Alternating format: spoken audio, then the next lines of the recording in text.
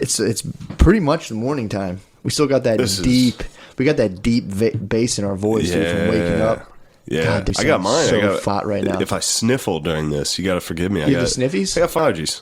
Oh, dude, I forgot how bad I have allergies. Yeah, man. All of a sudden, I was like, "Oh, am I getting a cold?" Nope. And I was like, "Oh yeah, I'm gonna get this every single year." Yeah, I suffered. I would get like sinus infections for years, and I just didn't. I was just convinced myself I didn't have seasonal allergies, because I'm like, I don't get those. Yeah. And then Brittany convinced me to start taking Zyrtec, and I never have that problem. They now. seem to get worse every year. Yeah. They seem. Yeah. What's this planet trying to buck us off? This planet's trying to stop us, dude. We're fleas, this planet dude. is pretty gay.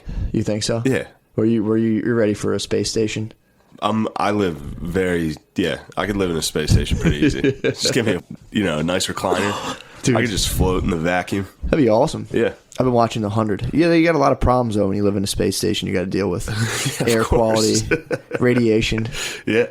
And then space justice is pretty wild. Yeah. They just let you out into the abyss. Really? You walk the plank? Sort of. They put you in a chamber, and then they shut the pressure lock doors, and they open it up, and you go flying out. So exactly like walking the plank. But yeah, exactly. Exactly like walking the plank. But they do, It's weird, too. I was talking to my friend. You know how many people, believe that, if you get a tiny hole in an airplane, it automatically, sucks everyone out and everyone dies? Yeah. Someone was saying that to me the other day, talking about air marshals. Yeah, you can shoot someone, but if you miss, everyone dies. It's pretty sure a plane could sustain, a bullet-sized hole. There's a lot of people who are probably. if there's a tiny hole, everyone everyone just gets sucked out. Yeah, I don't know. Instantly becomes a gravitron. It's like in movies. Yeah, I don't know. If everyone just goes. I was just watching The Gray. You remember that with Liam Neeson when he fights all those wolves? That opens. I don't remember. Dude, it's sick. I bet it sounds. Awesome. Liam Neeson's he works at this oil drilling thing in Alaska. Yeah, and his job is to keep wolves away and predators and stuff. He's a sniper. And then on their flight back to the Continental, he's just a wolf sniper. The old lower 48. Yeah, he's a wolf sniper. The plane crashes, and then the survivors have to try to get out, but they land, and a pack of wolves hunts them the entire time. It's pretty fucking sick. Neeson's there though. Neeson survives the crash. Is his gun gone? Gun breaks. I would assume his gun broke in the crash. Yeah, otherwise it'd be a pretty quick movie.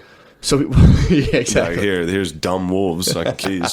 So what do? They just run from the wolves? They run from the wolves, and the wolves kill all of them. Except Neeson? Nah. Spoiler. Yeah, everyone dies. It's pretty sick. That's pretty cool. The way Neeson dies is sick too. He's got those airplane bottles, and he makes claws out. He breaks them and makes claws out of them, and fights the alpha. Fights the big alpha. That's not you even gotta see this movie. It's not even a spoiler. I'll watch that. Yeah, just to get to I could read the script and watch that. Stick around after the credits. That's all I'm saying. Stop, dude. Stick around after the credits. Get a little Marvel action. But what was funny is it reminds me. The reason it reminded me that both the plane crash and the wolves. I don't think wolves have ever killed people. You don't think so?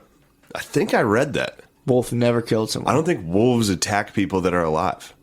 Really? Yeah, ever. That would make sense because they kind of slowly became our friends. Wolves would just circle the perimeter, and we would leave them little bits of food, and they slowly got domesticated. You know what? I'm not even going to. I was going to Google that. Someone's got to have died by hands of the wolf. I don't know. I mean, yeah, there's no reason that. Yeah, I can see that. I mean, you hear them in every myth as the problem, the big bad wolf and the St. Francis with the wolf. What did it say? There was a wolf that terrorized a village. What did he do? Then he went up and was boys with it and said, everybody in this village better be nice to this wolf. And then they were all friends. He probably crunched the numbers. He probably Googled it and was like, I don't think anyone's ever been killed by a wolf. I have to know. That's a bold stat, dude. That's a fucking stat. Let it be. Let it hang. I'll tell you, I bet wolves have killed kids that have been left around. Yeah. I bet they've killed... Well, there's hurt people? Oh, they've definitely hurt. No, I'm saying killed someone that's wounded and stranded. Yeah, but I don't think they killed a grown man. I don't think they would. Yeah, but then again, they attack what was that Planet Earth thing with the cities? And they had jaguars in India. No. Well, did you see the other one where they threw the African village would throw the bones outside and let the hyenas come? Yeah. And it was a pact they made with them. We'll throw you bones, and the hyenas became friends with them. Yeah, it's pretty wild. Yeah. Hyenas definitely they'll definitely some lives. Yeah, they have, and that'd be a horrible. Well, that's why they're not allowed in the Lion Kingdom. True. That's why they have to sit on the edges of the Lion Kingdom. Yeah. That's based off They have fact. to stain the bones. Yeah, it's based off fact. They have to stay on the bones That's for facts. only the bad lines. The smited lines live. Yeah, I'm gonna go down with that ship. Take it, dude. Wolves have never killed a guy. Bam. Done. You heard it here first. Man, if I'm wrong on this, I'm gonna be. It's gonna be like you thinking they were guard cats. Like That this was is a gonna bad be one. fully retarded. Yeah, thinking they were guard cats was definitely a low Dude, point. I have been staying at my parents' house the last few days. Mm-hmm.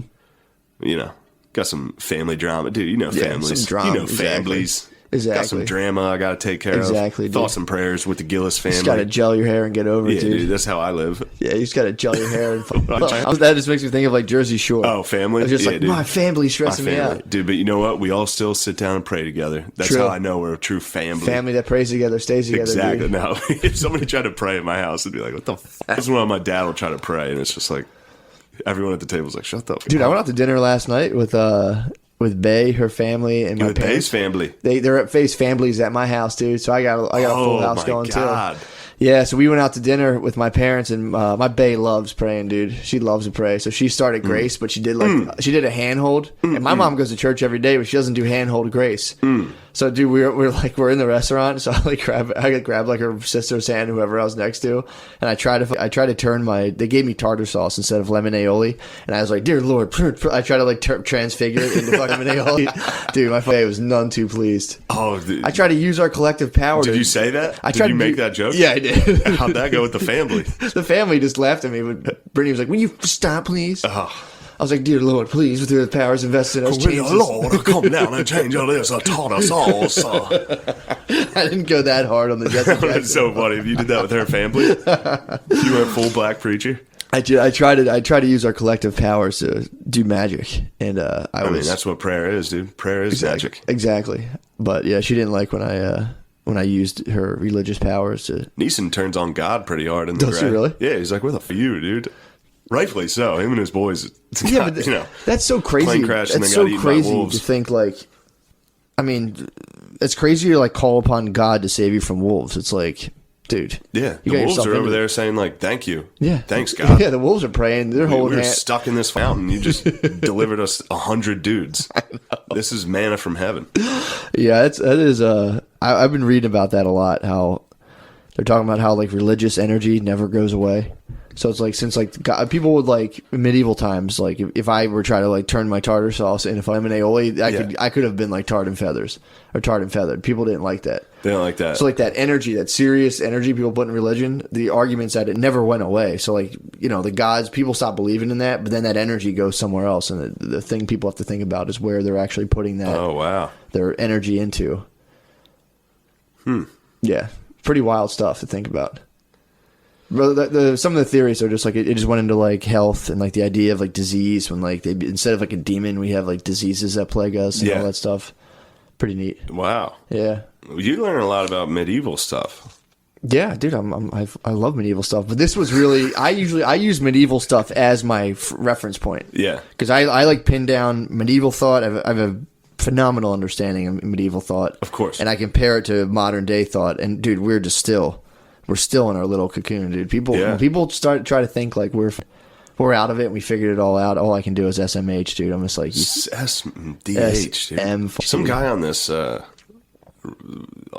I don't want to blast him, is because it's a horrible story. Online, he posted his fiance was dying. She's like 24. When? And she's got on just this week. Oh, yeah, she's like dying. She's got like kidney failure. Yeah. Or some liver. I forget what so she was going through that, and then because of all the surgeries, they were like, "All right, we fixed it." But then because of all the surgeries, like her brain stem got fucked up. Yeah. So she's in like a vegetative state now, and she's gonna die. He posts this. Yeah. And at the end of it, he typed FML. No, dude. Swear to God. Really? FML with a sad face. What the Believe it. Yeah, that's really weird. I mean, it's like maybe he's in just obviously he's in a weird headspace. Yeah. But like, first off, while someone's dying like that, to go online and post about it, interesting. I mean, you're just looking for something. I don't think Yeah. you're making it about yourself. I think at that point you're just like, anything. Just give me some sympathy right now. This is a sinister But then thought. to end it with FML, Yeah. it's like I almost responded SMDH, dude. ROFL, dude. I remember when my pop-up died, I remember there was a very, very sinister part of me that was like, ooh, I get to post this online now. Damn. Yeah, dude. All right, Pop-Up and 24-year-old fiance, who you've watched struggle through like. Hey, dude. There's no. Who's in a vegetative state. Yes. He was at the hospital when he wrote that. Probably. Yeah. What a horrific. Do you know this person really well? No, not really. So, but you never know.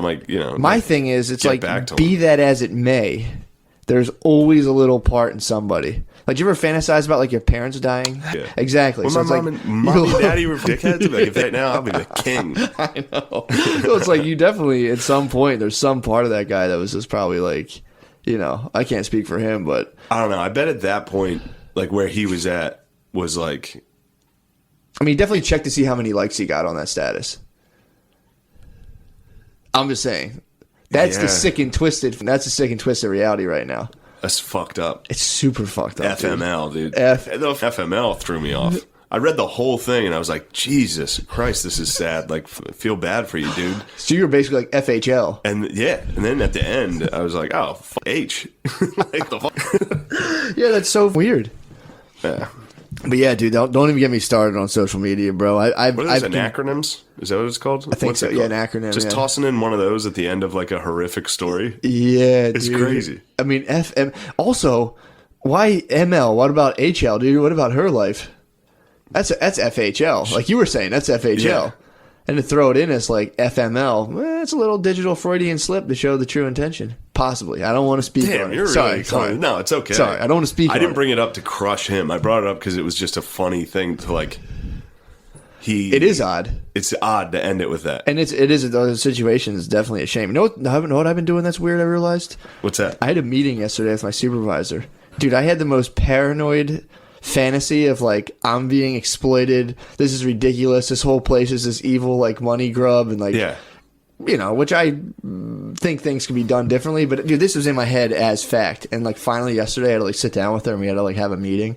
And I was like, I'm going to tell her everything. And as soon as I sat down in front of her, like 50% of it just burned away as like, oh, wait, that was just a paranoid delusion. I have no proof of any of this. And you're like, oh, shit. And like, it was just so funny how until you sit down and talk to someone, you can spin up the most like insane version of what you think they're up to until you sit down and you're like, oh, God, I have nothing to face any of this on other than me being a paranoid freak. I think I'm getting worse with that. Dude, I'm getting so much crazy. Worse. I feel like when I was younger, I didn't give a I didn't think about anything like that.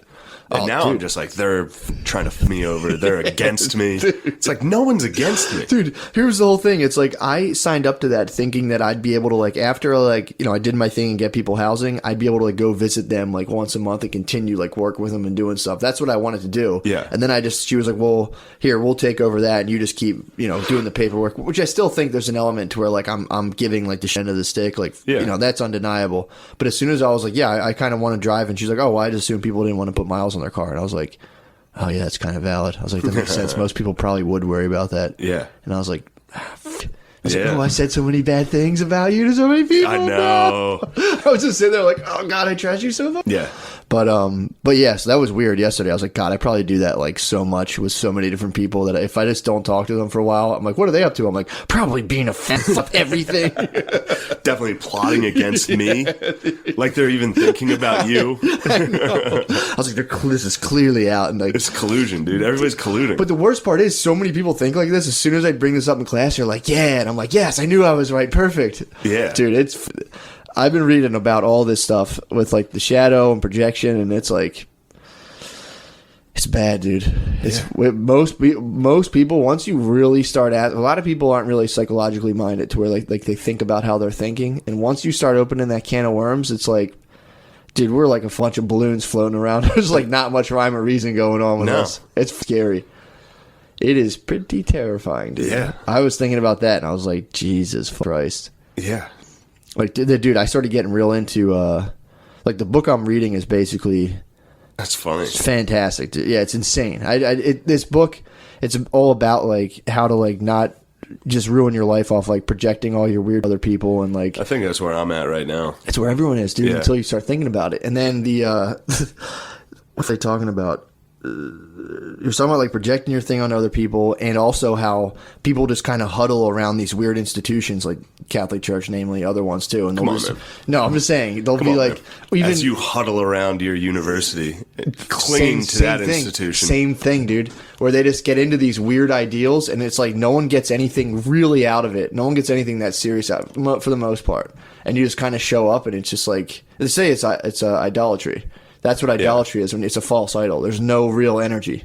So I went and saw the author speak with the Spudman not too long ago. Oh, nice. He was pretty sick. And the guy get to Spudman. The guy likened it to like a light bulb. He was like, it's just a light bulb itself. If you sat there and were like, thank God for this light bulb, it's the energy inside of the light bulb. And he was saying with religion, that energy transfers to other things, and it's all about like finding out where that is for you. You have like your energy center.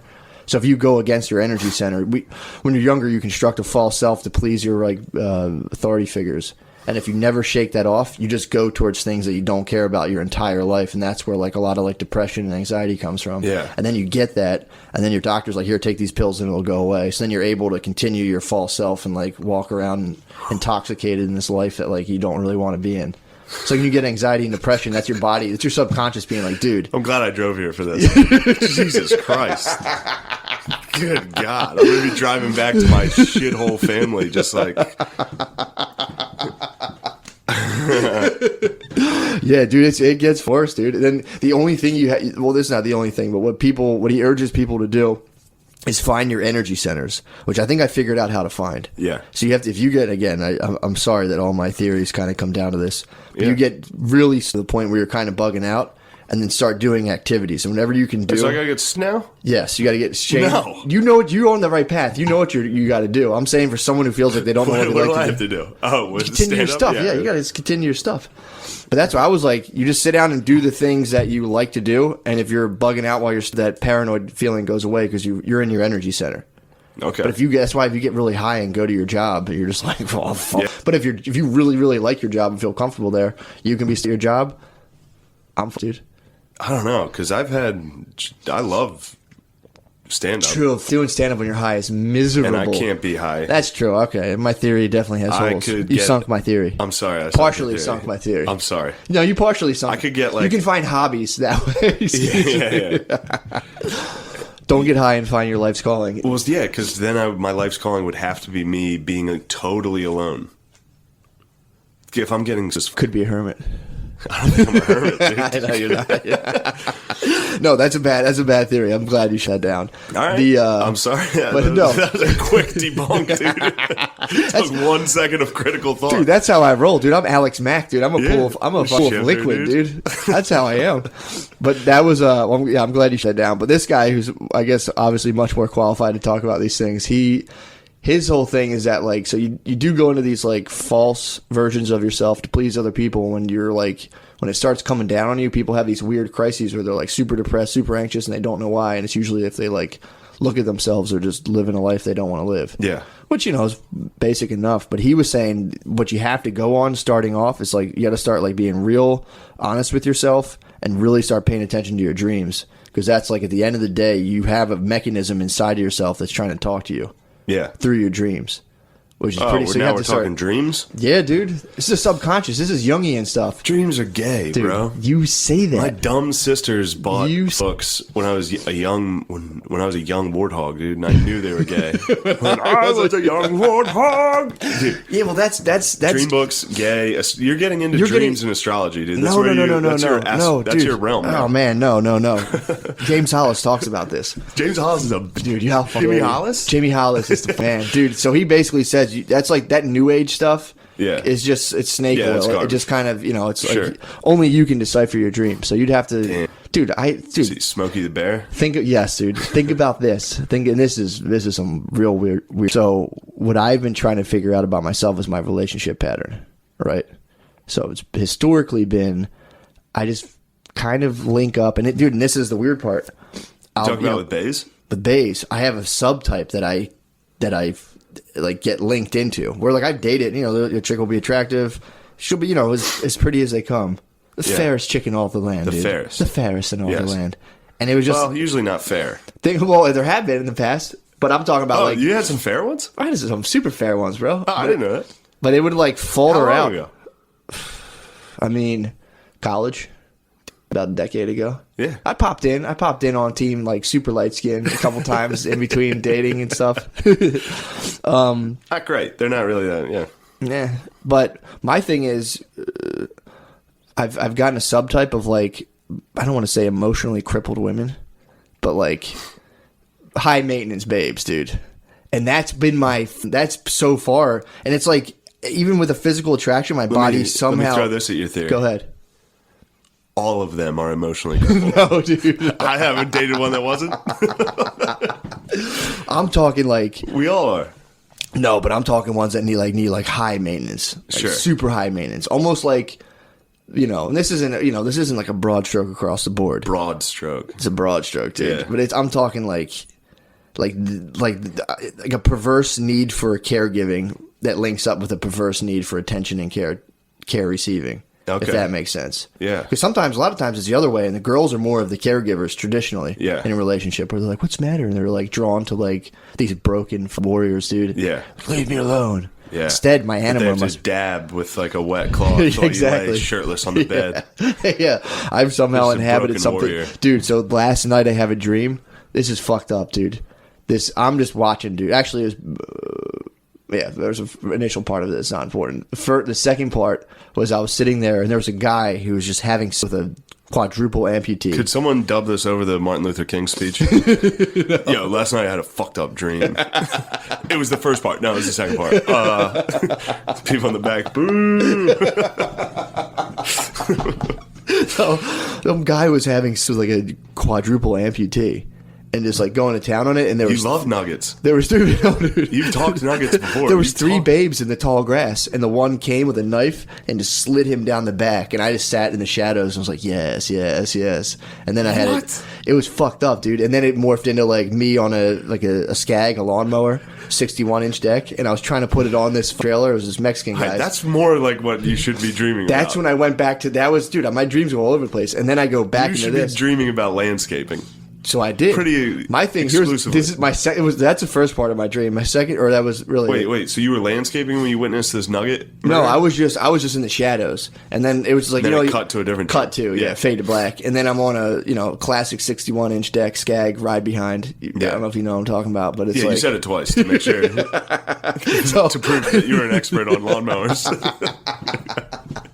zero turn. So I had, so I'm riding that onto a trailer, and I'm like, I knew this trailer belonged Did to you a hit the Mexican. primer on it? Huh? Did you hit the primer on it? You don't gotta ride Did it. your You dad don't- yell at you and make you bag the front? You don't. There's no bag for the skag, right. dude. Skag's too Did big. you have to of a boy. fight your dad? No, I did your did dad say, "Get off the couch and cut the lawn"? God damn it! I said, "I'm going, Dad."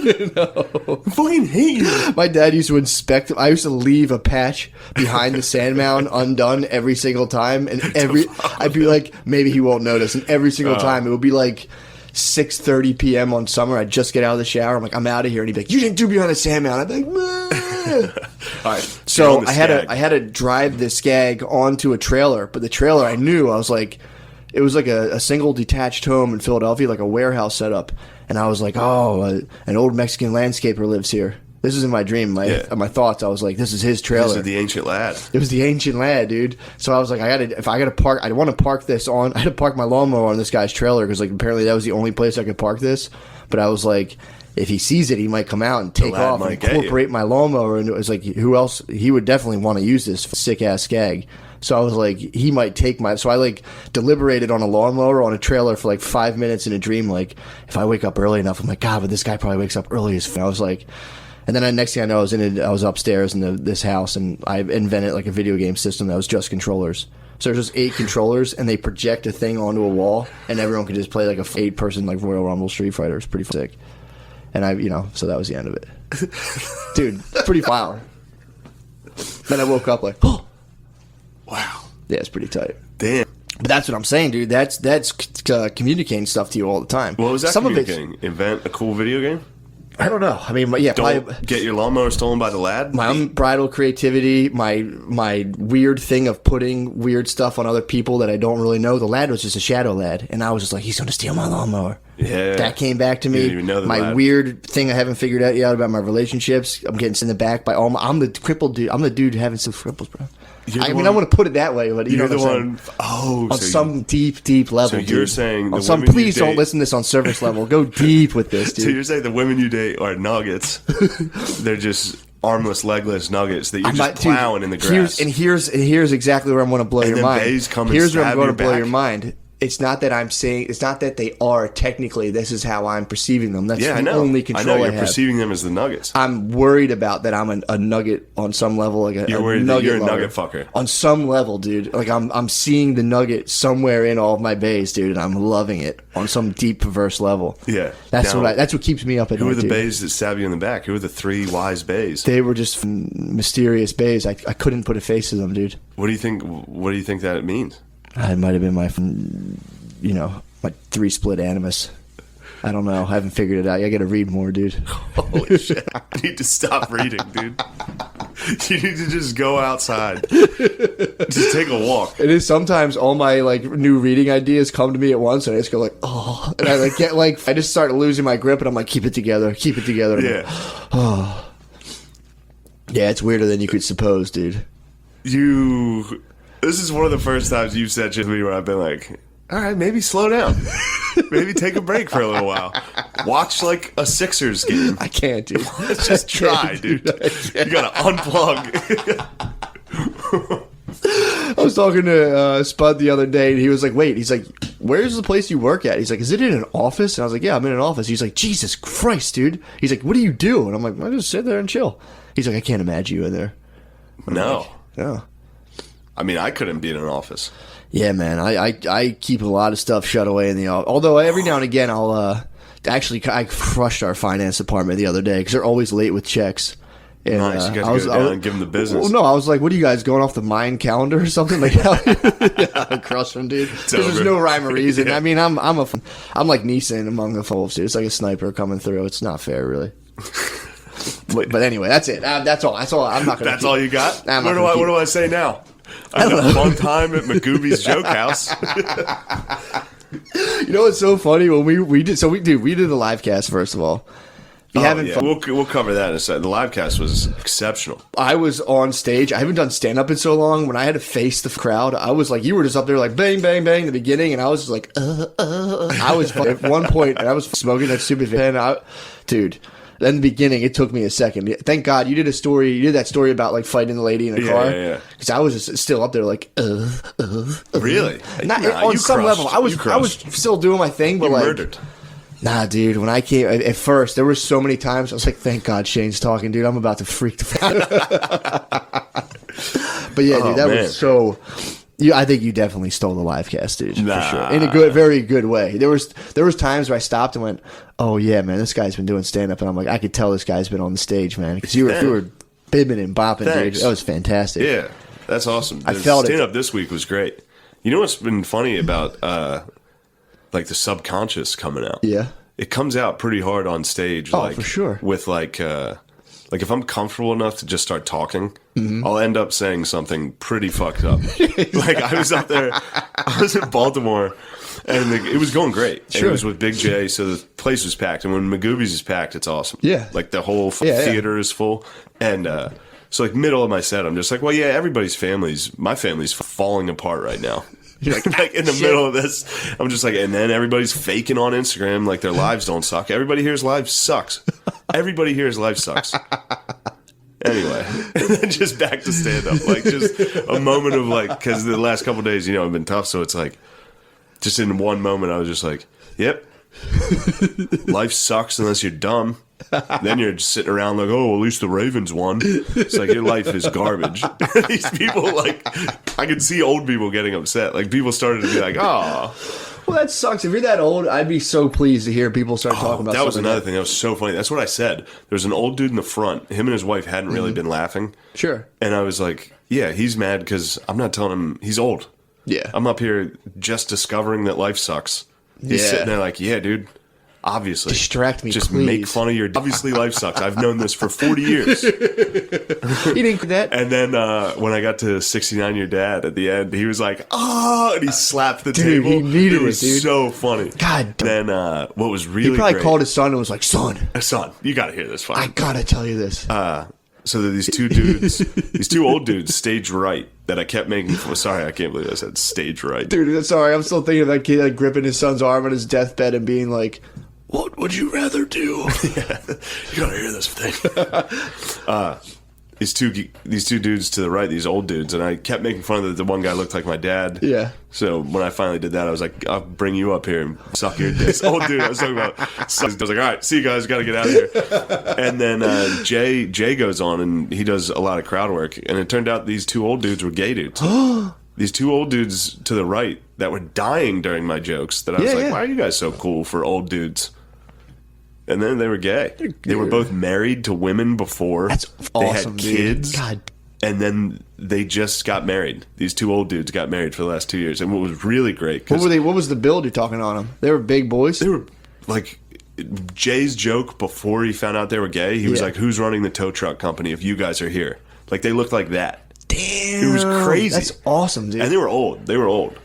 God, yo, they probably party with boys, dude. It was. You think kills? That was one of Jay's first questions, and then he was, and then when they were talking about his marriage, I don't want to. I mean, this is all crowd work, so it's not really ruining his material. He was like, "Did you like after you guys got married? He's like, you guys fat night?" He's like, "Did you guys?" And they're like, "Well, I don't know. I don't want to say." He's like, "Did you put him in the basket of your hover round and carry him through the threshold after your wedding?" Like, the basket of his old scooter. It was so funny. But what was the best part? Dude. The best part was when they were like, "We're gay. We just got married." Because Magoobies is usually split between half white, half black audience. Black tables went nuts. Did they really? They were laughing. They thought it was the funniest thing in the world that these were two old gay dudes. It was so funny. Because then it was like you wanted to be like, all right, settle down. Yeah, like all of a sudden you're like a teacher, like, all right, calm down in the back, please. Oh my god. There's nothing funny about these two guys being in love. And so they were just like, oh! Yeah. They're like, what the fuck? Like, oh you're so my god, dude. Well, especially like you're talking to them. No one had any idea. No one knew. I thought I was the one being crazy, being like, get up here, I'll suck your foot, dude. Dying. And they were dying laughing, so everyone else was laughing. Thinking like... So the fact that came out and then was they were just gay, like... and it was like, what? That's wild. How did that even come up? They're like, no. Jay was talking to him. He was like, where are your wives? They're like, we're married. And it was like, what? What? Damn. Two old gay dudes down in B-more. You think they were just two... they might have been like two married dudes that went out on a double date and saw Chuck and Larry and were like... It's not a bad idea. Maybe, but I think they fell in love for real. Then they started. There was no. What's her name? Who's the hot Jennifer Beal? What was the chick? Oh yeah, she was so hot. Is that Beal? Am I right? I don't know if it's Jennifer Beal. I don't think that's Jessica Biel is the name. Jessica Biel. That's who. But it wasn't her. It was Beal. It was Beal. No, it was a blonde chick. No, it was Beal. All right. I know for a fact. All right. My boy was real into Jay Beal and was like, "Oh my god." Wait, Jessica Biel. Yeah, she's at one point. She was Justin Timberlake's ex-wife. She gets dressed and you see her butt. Fat fucking ass. Fat ass, dude. Oh. Yeah, that was I think is that still Justin Timberlake's wife? I don't think. I know Britney Spears cheated on him and broke his heart. Yeah, with the kid from MJ. Heart. Huh? With the boy dancer from. That's who Cry Me a River was about? I believe. This could be up there with the wolf fact I dished out. But I think the one MJ, the hot kid. Cry me. Yeah, dude. Which, if Justin Timberlake knew about the kid fuck, that was a real. Cry Me a River Cry ended up You being a fucking river, dude. Ether, dude. That ended up being a real mean song. That was nasty. Like, that was basically a scam. JT scammed me. First of all, shout out to that Australian boy for taking down Britney Spears. And Michael Jackson. Wait, yeah, this is. Holy, this guy is like the legend. This guy's the Highlander, dude. I think that's the legend. That dude only fucks the best. I think that's what I heard. Is that dude only the reigning king and queens of pop of his time? Yeah, I guess. What? I mean, this is too much, dude. I shouldn't even be on the air right now. You shouldn't, dude. I'm just giving out fake news. I don't know if this is... That might be Russian propaganda. This could be. Someone told me... a little birdie told me that Australian kid was the choreographer. He was the choreographer for NSYNC, dude. And then he was working with Britney Spears and he fucked her, and that's who that was about. But wasn't that about K-Fed? No, Who the knows? no. K-Fed, no. K-Fed K-Fed's was later? That was that was either That was later. during the downfall. K-Fed might have been her first. That was her husband. That was the downfall of Spears. Oh, it yeah, wasn't. that was after she, ruined it with Timberlake. Yeah. After she destroyed the Fuck relationship. Timberlake, dude. Spears was the best. Well, she, and then, dude, she met up with K-Fed, and K-Feezy, dude, was that dude was a sick pop phenomenon that kind of came out of nowhere, and everyone was kind of like, this guy. Yeah, he wasn't even he was a backup He was dancer. a rapper. He was a backup dancer. He had a rap then song. decided to make music. His rap song was about like fat asses. It was like the Really? Brazilian word for fat asses, and he just was like, "Humbara." I forget the Really? name. Yeah, it was. Song K-Fed was kind of ahead of his time on the fat ass train that was coming with rap. Dude, yeah. I mean, it's always been there, but Yeah, baby got back. yeah. But he took it to another level. He went global with it, dude. Where he it's like Papa Zal. Papa Zal. I swear to God, that's his word. Zal? It's like Papa Zal. That's K-Fed. I was thinking Papa style, Choppa style. Papa Zal, Papa Zal. Yeah, it was Papa Zal. I swear to God, that's his song about fat asses. The kid that Michael Jackson raped fucked Britney Spears. And Crimea River cucked Timberlake. That's what Crimea River's about. And that's what R. Kelly based Trapped in the Closet off of. It's all one big incestuous blur, dude. Wow. I mean, think about the world that Britney Spears was part of, dude. That was that's virgin sacrifice, dude. We just put them, instead of like stabbing them and draining their blood, we like put them in outfits at 16. We're like, what? Yeah. We're not. We're just kind of like jerking off to her secretly. Yeah. That's a weird. The pop thing is a weird endeavor. And wolves don't kill people. True. Never have. Not only don't. Never. Not in the Literally history. no guy has gotten killed by a wolf. Not in the history.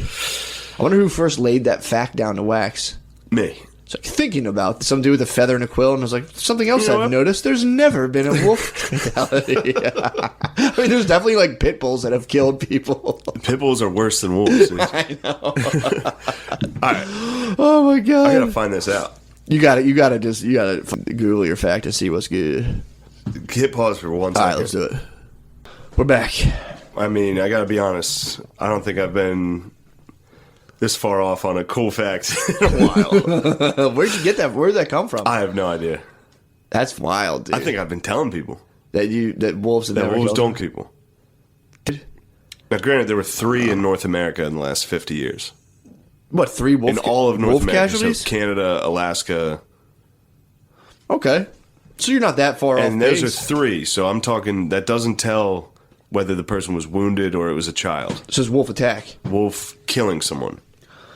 But- Yeah, I mean, But the country with the most this is the first thing I saw, which when I was like, I don't think it's any, and then I Googled it and this stat came up. The country with the most extensive historical records is France, where nearly 7,600 fatal attacks were documented between 12 so the 13th century to so the 1920. wolves like the French. Wolves love eating French people. That makes sense.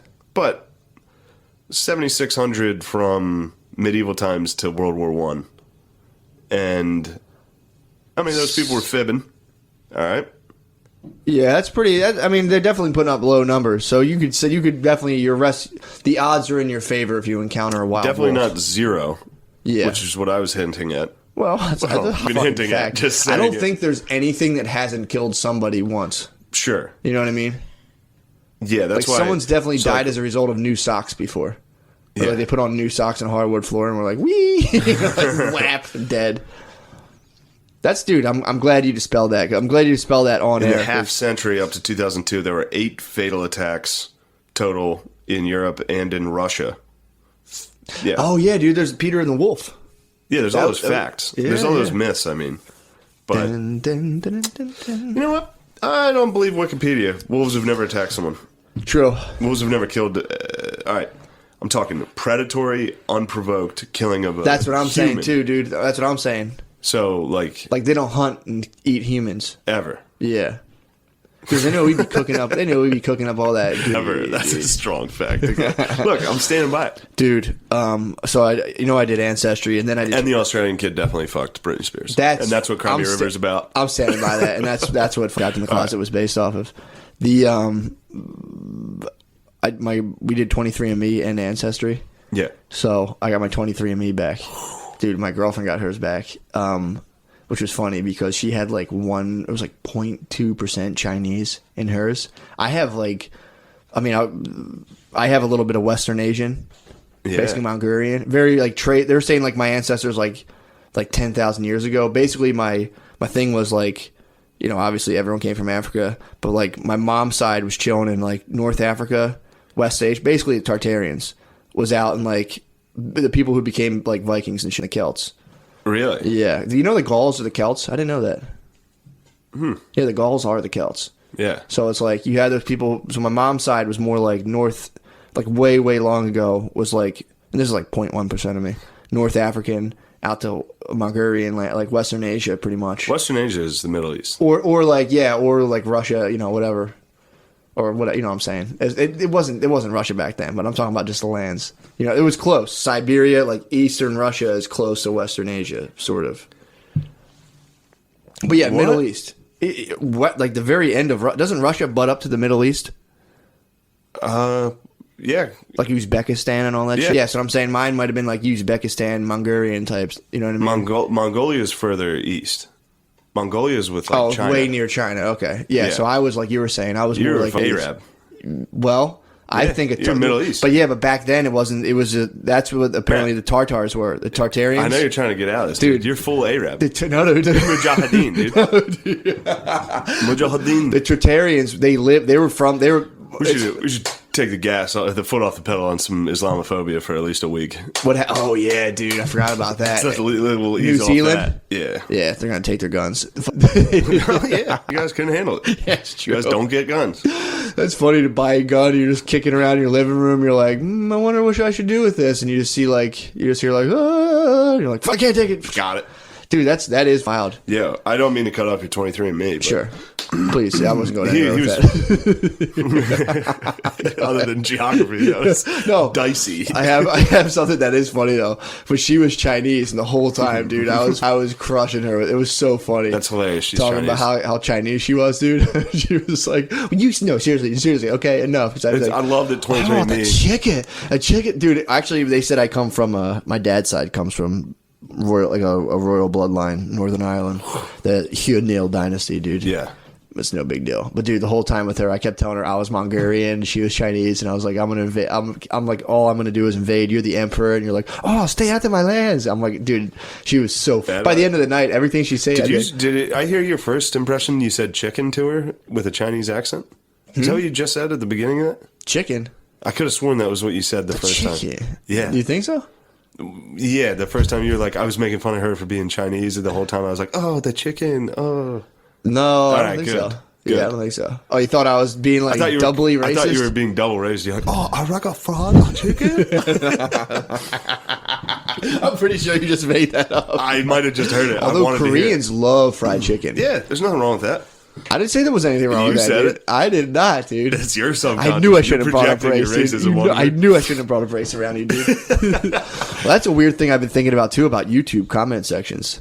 If there's ever an argument for the human shadow, dude, it's like scroll through those things. And it's just people like, you're an idiot, I hate you. And it's just like, there's just like tons of it on the internet. Yeah. We're going to run out of space for it. Terabytes were spent. All the memory in the world was spent just calling each other faggots. Yeah, when our society falls, our civilization falls, they're going to find like the one server left where it's like, suck my you libtard. Yeah, I wonder how many gigs of memory are spent just on the N-word typed in comment sections. It's got to be insane. That's the at Facebook they have their whatchamacallit.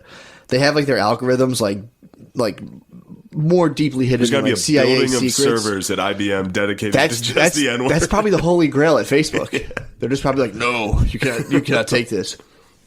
Yeah, dude, it's got to be. Because it melts faces in comment sections. It's got to be just like the Holy Grail. In the Raiders of the Lost Ark, you open that thing, dude. How funny was in the Rogan? Did you listen to the Rogan interview with Tim Pool and then Jack Dorsey? Not the second one. Dude, Shane, that is. I didn't know what a animal Tim Pool was. Tim Pool was a psycho. Holy, he eviscerated those dudes. Or I mean, it was. They kept trying to like. He would bring someone up and be like, "Oh, that's just ridiculous." Well, and then he would be like, "Well, what about?" Dude, he'll keep coming, and then finally they'll go, "Okay, all right, yeah, I can see your point." And dude, they like it was really good. But he at one point brought up like the. He was like, he was talking about like he was like, "Do you guys read DMs?" And they're like, one guy's like, "Not that I don't think No, I don't think we. And it was obviously like, dude, you guys are fine. So Yeah. then, I don't know how this came up, but he started saying like, yeah, but you know when people harass. He's like, so how do you know if someone's harassing you through DMs? Aren't you guys having to like stop harassment? Blah blah blah.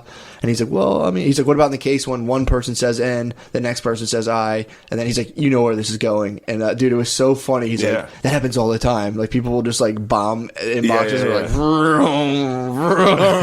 like, it's like, dude, it's so weird. Yeah. I have a theory on the alt-right and the identitarian left that it's just all, since now we're confronting like racism, like for real. Like before it was just, we just could like kind of just be like, They're just like, sure, that I know it's with a black guy, and like in the early 90s you could totally be at the family party and be like, and like chuck around jokes like that. What do you mean then? That's like in the early 90s Come it to was a family party with me. Yeah, but I'm saying it's died you. off. It's died off. Yeah. So it's like when you sure. grow up around that, and then all of a sudden everyone's like, anyone who's ever done anything like that's a piece of. I think a lot of the alt-right stuff is like dealing with racism in a real weird way, where like you're just making a joke out of it. Where that's what happens to a lot of people when they're like when you do the Alex Jones voice, you're like, I don't fake come here, but it's funny, but it's a thing that people are processing on a weird level, and a lot of the left people process it by just being like, he's racist, they're racist, look at them, they're bad. Yeah. Blah, blah. So this is something interesting I thought of. Yeah, it's the alt-rights being like, it's not that big a deal. It's funny. And then Joking. the left's like, you do it, I don't do it. Dude, exactly. Everyone's placing blame somewhere else. Exactly. And then there's some people who are sliding in, just being like, no, I really do like this shit. And you're like, whoa, get out of here. Well, that's the New Zealand dude. Yes. He was like a Reddit 4chan. Was he? Yeah, I think so. Dude, he FaceTimed that. Or he fucked Facebook Live to that. There's video of it. How many views? I didn't watch it. They probably took it down pretty quick. That was one of the few videos I did not watch. Really? Is it down? Somebody was talking about it. I'm sure you can find it. Oh my God, dude. Someone was talking about it as like people just huddled in the corner. Like you think a ton of people huddled in a corner, and he's just. But Jay was telling me. Yeah, probably should have put him on blast for watching this horrific shit. He wouldn't give a fuck. You think Zuck has like a big screen when something big goes on Facebook Live in his screen that he just like he sees in his house? Probably. He probably watched it the whole time and was like, yeah, actually, he's... that's not good. I was already there, bud. I was sitting there going, no, stop. How about the one lady, like... Just 23 and me Zuck in your head, and you're like, actually... How about Pelosi versus... Who's the lady? Amar Halmi. Yeah. How about them having Jewish versus Islam battle, dude? It's awesome. Well, how about they keep trying to pass bills where like, all right, we're passing another anti-being against Jewish people bill, and that'll be coupled with the anti-Muslim bill, and it's like, what the fuck are you guys doing? Yeah. They're like, yeah, she did say some tweet. She like alluded to like Jews controlling America through money. Exactly. Maybe she's right. And then everyone's like, she's an anti-Semite, and Pelosi's Jewish. Then the Jewish lobbies were like, hey, go shut this down. Dude. And then all the media was like, she's anti-Semitic. But it starts to all crumble because they're like, no, wait, we need kick-ass, powerful Muslim women. And then Pelosi's like, let's have a meeting. And apparently they had like a truce where they're like, I don't think you're racist. I'm a old Jewish lady, and I forgive your comment. And she's just like, I need to be more aware. Whoa. Oh, whatever. You know what I'm saying. Sorry, I apologize for that. Jesus Christ. Whatever. I was trying to delineate between Pelosi and just, it was just character acting. And then Ilmar Abdeen was like, I need to be more aware of whatever she talks. And I'm sorry, that was bad. But you know what I'm saying, though. It was like, I'm just high drama. But it's so funny now that, like, what they're worried about is like, whoa, who's being racist? All right, we got to, you can still run, but, like, you got to take back the stuff you said about Israel.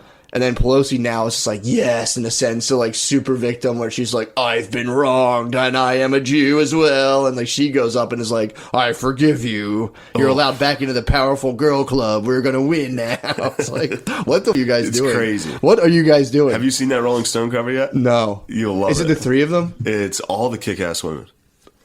On Yeah, the but cover of the Pelosi's Rolling now, Stone, dude. Pelosi's the leader. She's the lead singer with the girl. I didn't even know she was Jewish until that happened. Then she was just like, when like Ursula grows, dude. Sounds like a WAP. Yes.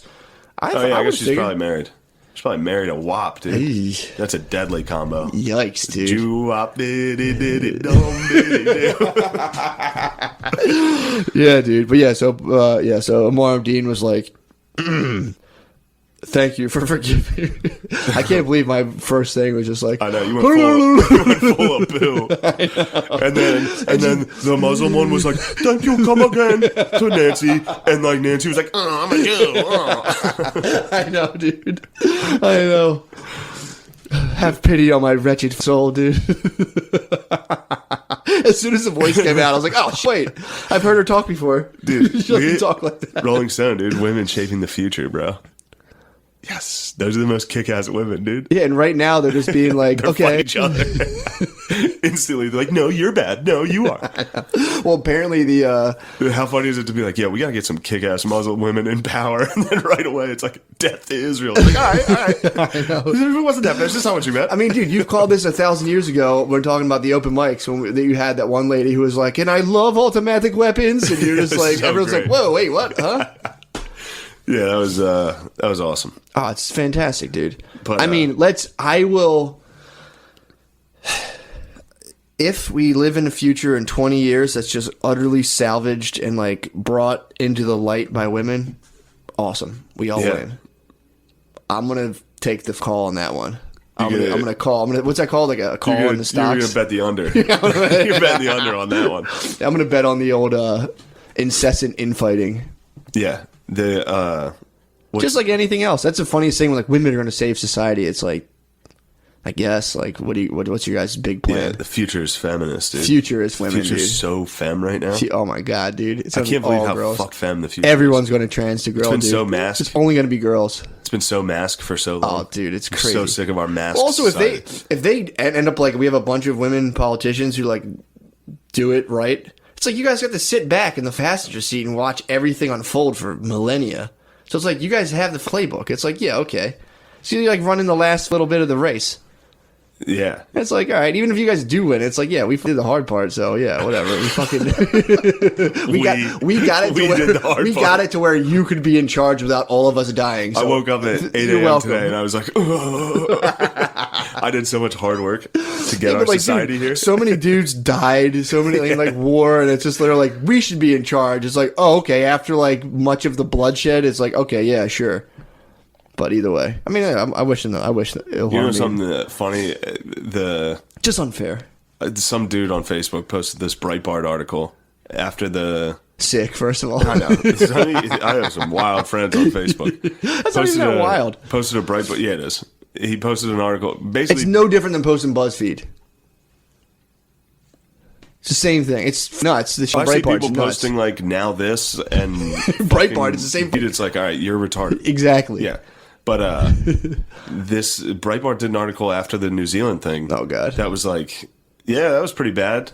But no one's talking about all those Christians that just got murdered in Africa, dude. It's like, dude, it's literally it was an article that should have just been Irish are slaves too. Yeah, and that's all. That's all. Like, dude, this was. That's what they're doing right now with when anything like when whatchamacallit, you don't hear about this guy at all anymore, but Jussie Smollett. Yeah. After that happened, they're like, yeah, but there are a lot of real hate crimes, and it's like, well, you guys stop pivoting on every piece of news. Yeah, but we are still right. Yeah, sorry about that. It's like, well, you guys shut the because it's impossible not because it's like, yeah, there is some truth to it, and it was also viral too. So you got to still stay viral, and you're like, no, I don't want to like report on this, and you're like, what would the people I write to love? And what would the alt-right white nationalists that read this love? Yeah, be like, oh yeah, Christian mass murder. Like, we got killed too. Yeah, no one's talking about us, even though it was African Christians. But it's like, yeah, obviously nobody's. You think the Breitbart photoshopped the dudes? It was just like a bunch of George Washington copy and paste. Like, dude, you could tell me about in any African country right now, and I'd be like, yeah, that makes sense. Yeah, sure, that's real, dude. I read about anywhere, I just go. Every time I read it, I just go. I saw the New Zealand one. I saw the headlines in my little like news thing that comes in my email, and I was just like, "Oh, New Zealand." I just kind of looked. I'm like, all right, down there, right? How about that? Yeah, and then I was just kind of like, that's why it got so much news. Well, they instantly this is a Western country. Yeah, that's true. I mean, obviously it's not in the West, but you know what I mean. It's a European-based country, so it's like, if there's it gets covered. It gets covered pretty quick. If there's a fire in the Sudan, not really that Crazy. Well, until a person from like, New Zealand or England goes there and it's like, holy fuck. Yeah. Then people like change their Facebook profiles for like a week and they're like, This is a rough one. what did people do on Facebook to say, like, to commemorate? Africa? No. Oh, I didn't really see too many Facebook they didn't do anything? profile changes. They didn't put like a gun circle / No. Yeah. But, yeah, it's like, that was a rough one. That's horrific. That's a rough one. I did, like, again, dude, I'm not a gun nut. It's just people are going to build bombs. So it's like the Middle East is like, talk to them about but at gun least it's a Talk to little the harder. Middle East about gun control. Yeah, then you build a bomb and just blow up an entire building. True. So it's like, I mean, I'm not arguing one's better than the other, but people are like, we need to get rid of guns. It's like, there's still a dude out there stewing, being like, I got to get many of those people as I can. And where there's a will. Yeah, but And some manure. yeah, you got to be pretty smart. You got to be pretty to savvy. figure True. out how to build a bomb. True. Secretively. True. Especially in today's society. Like, they'll track, if you're saying crazy yeah. Reddit, they're going to be like, why is he buying 800 pounds of manure right now? You'll be flagged so fast. Dude, don't even get me started on the CIA and Google. But then just to buy a gun. True. Well, you can buy as many guns really as you want until you come up on like if you're like stockpiling hard, then you can. It was weird if you start like. So if I were to like, I was actually stockpile pretty far and be like, I'm a collector. You're just not allowed to have like, now bump stocks and then like, I forget what it is, like clip, like extended clips and like. Well, there's got to be a thing where if you start buying, you go into a thing. registry. So if you start buying a lot, they probably start monitoring your. Like, dude, if you think the CIA can't zero in on every single person in America and just like see what you're up to at any given time on your computer, you're false. You're wrong. You are fake news. You're fake news, dude. I was reading that book I'm reading about. It's from a Harvard lady. This other one, and basically the CIA watched Google and Facebook build, and they were just kind of like, we'd like this, and they just teamed up, and it's like documented on the record, and it's like those things that's like Google, Facebook, the CIA sat back and let private industry build a surveillance state for them, and they were just like, yeah, we're gonna plug into that, thanks, and it just is that way. So we're fully 100% surveilled. So if you start buying weapons and then you go into chat rooms, like if they see the all caps like go on your keyboard, they're like, send him out there. He's about to blow. He posted a Pepe the Frog meme. It's like, all right, we got to keep an eye on this fucking hard. Yeah. Yeah, that's like. Oh, the guy. I want to know. Like, I'm not anti-gun, by the way, but I know you're not. I understand I totally understand. If someone both shot sides. all my family, I'd be pretty hard at. I'd be like, these things are no good. Yeah, but then then I hear some maniac rant like, "Hey, if we go to war with the government, we're gonna need those guns." Well, and it's like, yeah, all right, dude. That's the I'll other fuck thing. with that That's too. the other thing. I did that hard, man. I haven't fired a gun in years. Like I would be. So what, dude? Doesn't help it would me. come right back to you, dude. I would join the government. You would join I'm the government. excited for the government. They don't want takeover, you, dude. All they want to do is subjugate you. No, they want me. Do you think the government's going to let you sign on? They'll just subjugate you, They're dude. going to see the royal They're going blood. to use you to the last minute when they all jump into the breakaway bunker. They're just going to go shut the door on you and shoot you and just get in. Where are they going to shoot me? In the Drop head? dead. Yeah. All right, I'll take it. You'll take it. I would have thought I was winning the whole way until the very end. That's dude. pretty true. I'll have 30 seconds of like, God. Yeah, but they might be kind and sneak up behind you. If like, I Shane, don't hit that even button for us real quick and shut the bunker door. And you're like, oh, I got it. I can hit that. Yeah, man, I'd go with that. But yeah, the live cast was that was fun. Spud and Okani, the showdown, dude. That was big time, dude. That was big. Okani was stunting on Spud, man. He brought his bay down, his beautiful bay. Yeah, dude. Just Connie came up it in Spudman's face. Connie came up and started. He was crushing on stage, having a good time. You think he was flaunting Bay? He did flaunt Bay in front of Spud. I saw that. A little arm candy. Yeah. Dude, did you listen to his last episode? Yeah. Oh my god. Thinking about O'Connor Contact going is home. so funny. Thinking about him going home and like blasting Adele while his girlfriend's infuriated and he's blacked out is the funniest Dude, you see that thing. here all the time. He would come home blacked out and put Seeger on up to, as loud as it could go. And I'd be like, dude, Seeger sucks. He put on night moves. He would put on Like a Rock. That's Seeger, right? Oh my god, yeah. He's like, you gotta listen to this song, man. It's actually like real deep. I'd be like, dude, this is a Chevy commercial. This sucks. Like a Rock sucks. Well, was funny was Sid the Kid was saying like He'd O'Connor black out and dance. when he's drunk, his disposition like doesn't change that much, and he just Sydney was like he just gets really nice out of nowhere and like starts like grabbing me, and then he just blacks out, and it's like all bets are off, dude. It's so funny. I think the Spudman had a couple cocktails. Spudman is probably sucking him down. I think I saw the Spudman either fake punch the walls or punch the walls over at Helium. He's probably, dude, he saw Bay. Spudman guy. He said, dude, it was so funny. He saw O'Connor with Bay. Yeah. And he looked at Billy and was like, and he's got Bay? And he has Bay? And started like swinging. I was like, dude. Oh, and then just having those two stare at each other. Oh, just my God, just looking dude. at a mirror. It's like two dogs. It was amazing. Oh, it's so funny. Me and Billy were like two guys at a dog park introducing Spud and O'Connor. I'll be like, mine's nice. He's like, mine's nice too. Friendly. They're both friendly, yeah. Oh, my God, dude. That's so funny. Yeah, the O'Connor blacking out because he has such a... Like, he looks like he's not a lunatic. Yeah. Like, O'Connor looks put together. Well put together. One of the more disheveled, out-of-control people I know. I know. It's just so funny. That's so funny. But, yeah, the cast was a success. We got fucked up with everyone. It was great. It's on Patreon. Yeah, I think it's going to stay in Patreon. Yeah, I was going to put it... I was thinking about throwing it just a little bit of meat to the pack of wolves, and I was like, nay. Nay, dude. Instead, they get this, which is fair. We should... Maybe we could put the last live one up. The YouTube video, at least. No, we don't need that either. Nah, dude. Nah. This is the inner sanctum of treasures, dude. Yeah, man. You can't get in. Yeah, unless you have $1. Exactly. Then you welcome. Someone who would fuck on having $50? Did you see Robertson. that? What's that guy? I think Robertson. Yeah, he's like, I gave you guys $50 the last 2 months. I can't get a shout out. I responded. Did you see my response on Patreon? No. I was like, it's in the Clinton Foundation, bro. There's no quid pro quo here. But then I was like, instantly, it was like that Saudi Prince pressure where I was like, that is a lot of funny. That's a good Patreon. I guess I'll fuck this guy out. He cut it. He cut funding. Did he? Cut it. I think he cut it all together. No. Cut it in half, dude. You're still a donation leader, bro. Like, yeah, what the you're fuck? still a baller. I mean, that's again. It's like that. I was like, now I feel like when the Saudis give you like $2 billion, there's no way you're not being like. We'll turn the. There's no way you don't hit him up. You're like, why are you guys giving us $2 billion? Like, do you want something? Like, I'll do it. Yeah, I don't give a. It's a lot of funny. Find his name, dude. He needs a proper shouty. Yeah, Twitter has a. I think he yelled out at the live cast. Did he? Yeah. So this guy's like. It was towards the end. It was a blur. How about the one guy in the live cast who he like tried to yell something out and I forget what he said, and I'm like, no, let him explain himself. Maybe it just came out wrong and just got like worse and worse. Racist. And I'm like, dude, dude who said something. Well, it's funny when he started saying something that was actually like racist like that. The whole crowd goes like, whoa, easy, man. We're all having a good time, dude. We don't need We don't need New Zealanders sneaking into the mix, dude. A couple Fijis, whatever. You don't need New Zealanders, dude.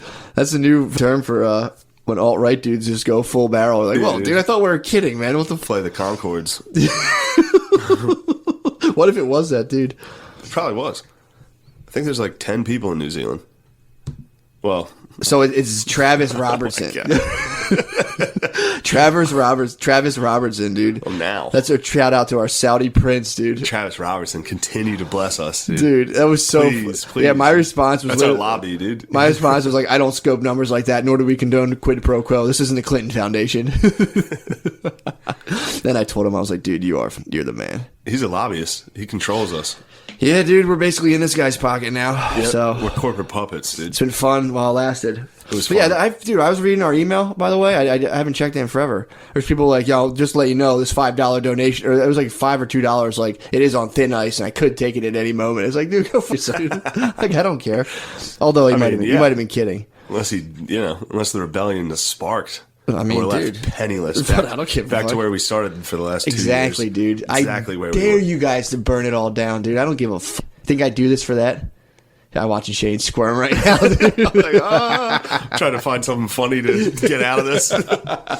But yeah, I'm still working on the alternate Patreon project. I went on Craigslist today to try to start contacting merchants to read the myths, and no one had a phone number. Contacting merchants to read the myths? I'm going to read, Craigslist merchants. Yeah, so I'm going to Craigslist merchants, and I'm going to read the myths and then buy what they're selling. And then just, either keep it or donate it, depending if it's trash or if it's usable. Nice. If it's trash, I'll donate it to the poor. You could donate to the Patreon, dude. True. Should start doing that. Little whatever lottery? Whatever you buy, yeah. Whoever's That's not a bad idea. There was a NASCAR duffel bag I was eyeing up, dude. NASCAR and it was duffel funny bag because is there was like sick. several other duffel bags listed in the same area. So I was going to call the guy and start being like, "Are you this guy listing all these bags, bro?" He had an LA Fitness bag, a NASCAR duffel bag. NASCAR duffel bag's awesome. Dude, the one guy has just a computer bag, and his picture, it's like up against, he has it displayed against like hanging from a chain link fence, and he took a picture. It's like $5, serious offers only. It's like, dude. But yeah, my other, I'm tinkering with the idea of a Patreon Q&A, dude. Just email questions. Your boy will read them. Dude, people selling just like one of my so fucking friends. funny. One of my friends who fell on hard times was trying to sell this mirror in his office, and when he took a picture to sell it, it's just him in a computer chair taking a picture of a mirror. Oh, that's looks so like he's just taking a selfie. It's like mirror for sale. It's just him in a chair. Help me. This is a help me. Oh my god, that's fun. Where are we at? You got An hour, bro. Yeah, an hour and 6. Dude, shout out to Shane for coming down. Oh, bro. I knew I was gonna be home for a little while. I knew the boys were hungry. Oh my god, this was great. Had to leave the family in the lurch, dude. Dude, you are Nielsen, dude. You got out of the plane. Someone took your gun. I said, I gotta get these dogs. Gotta get these boys something to eat. God, glad you did that. Yeah. I'm happy we got this. This Thursday, March 21st, I'll be in Worcester, Massachusetts. Come out to that. It's for a good cause. It's for like a recovery thing. Oh, really? So I think people, yeah. For drugs. Yeah. They're fun, dude. They're fun shows. I had to do one the one time with Beezer. It was a blast. So it's I showed up in camo cargo pants, dude. I was like, that was a weird challenge. I was like, there's no way I can do a show in camo cargos. It's the NA show. I was like, these guys definitely. Like, Everybody in there's no wearing problem. yeah. But I rolled up and they're just like, oh, look at this nice slacks. Good pair of slacks. So yeah, March 21st, Worcester, Massachusetts, at some Woo-Ha-Ha Comedy Club, something like that. March 23rd. Oh, never mind. That's just a. What is it? Is that the is it Ace 2 drink Hotel minimum? in New York? 2 drink minimum at the recovery show. Yeah, a lot of Shirley Temples. March 28th, I'll be with Buddy Harris. We're gonna get a show with him. We'll get him on. Nice. And Guy Schiavis, I think, in has you booked, Lansdale. dude. Schiavis has me. What's Schiavi got? Schiavis has you in May, dude. All right. Schiavi. Oh, March 30th. Shippensburg Comedy Club. That'll be big. I need that one. So come out to that. March 30th, March 21st, just come out. Yeah, go to Shane Gillis Live. What's your website? No. Dude, you can get thousands of views. No.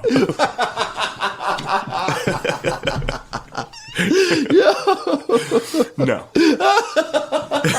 I said no. What's really funny, you can go to, I think it's either shanegillis.com or shanemgillis.com, Yeah. I think. Yeah. I had to, like, submitting for this thing, my manager was like, you should have a website. You always So it have to looks have 'em. good. So Sure. it looks good. Yeah. So I built this website on, like, Squarespace. GoDaddy.com. Yeah. It's so gay. That's, dude. I have a. It's like black and white pictures of me doing stand-up. It's awesome, dude. It's I rough. checked it out. I'm on every day. Yeah. Oh, you check it out. I haven't That's my updated the homepage. page That's my since I landing made page, it. dude. I bought mattmccusker.com, and since I've been trying to sell it on GoDaddy auctions, and someone said it's worth $700. Worst comes to worst, you can always sell your Who name to lied to someone. you? You can always sell your name to someone more successful than you. Yeah, true. So hopefully there's a Matt McCusker out there that's killing it. That I Dude, can if be there's a like, Shane Gillis and Matt McCusker that are killing it right now, we could be millionaires, dude. All we gotta do is wait for someone with our exact name to like just take off to the point where like, who has it? Just dude, give them 50 G's. Yeah. Just get me that Viper. that's what I'm banking on in my life. Dude, I went to GoDaddy. They appraise your website, how much they think it's potentially worth. MattMcCusker.com, $750. I almost sold it, dude. That's what you should start doing. You should start buying up websites They're all of bought. inventions you think are going to come out. What, like console-less video games where you just play with the controllers and it projects on a wall? Yeah. And the .com. way it played, it was like Mortal Kombat, but it was since there was so many people, first hit, you lose, on to the next people. That way it keeps the party going. Yeah. Pretty fun. At the end, I like chose not to. I was playing against Brittany. She was getting mad that I was beating her, so I didn't hit. She didn't hit. We had a draw. It was like remember Mortal Kombat when it was like friendship, fatality. It was like that where like there was like balloons, and then I woke up and was like, whoa, Oh my god. whoa, I gotta take a dump. All right. But yeah, do that. Also, what the say? Oh, I also put my research paper on the. Oh, I heard. A very, very light research paper. It was only a My sister 5 told me pager. you did that. Yeah, dude. Butterly asked for it. I don't want to put all the other ones up there. The other ones are pretty bad. But What's wrong with the other ones? They're just retarded. They're just like, I had to submit in the last minute. I don't stand behind them. This one, I stand behind this one. It was good. It was good. Nice. Yeah, I'll let you go. No, I got nowhere to True. be. That's true. It's your call. I'm in a flood rush. Yeah. And I knew it, dude. I knew once I got into this trance, this time would go away. Yeah. And once we start potting, I don't care about anything. I mean, we were flying. This is definitely one of my energy centers, dude, for sure. I was looking forward to this. Yeah. I was like, things suck. This will be good. Yep. Yeah. Exactly. Got to sit down, talk to the shaman. Yeah. Learn, dude. Learn about my inner self projecting onto other people. Dude.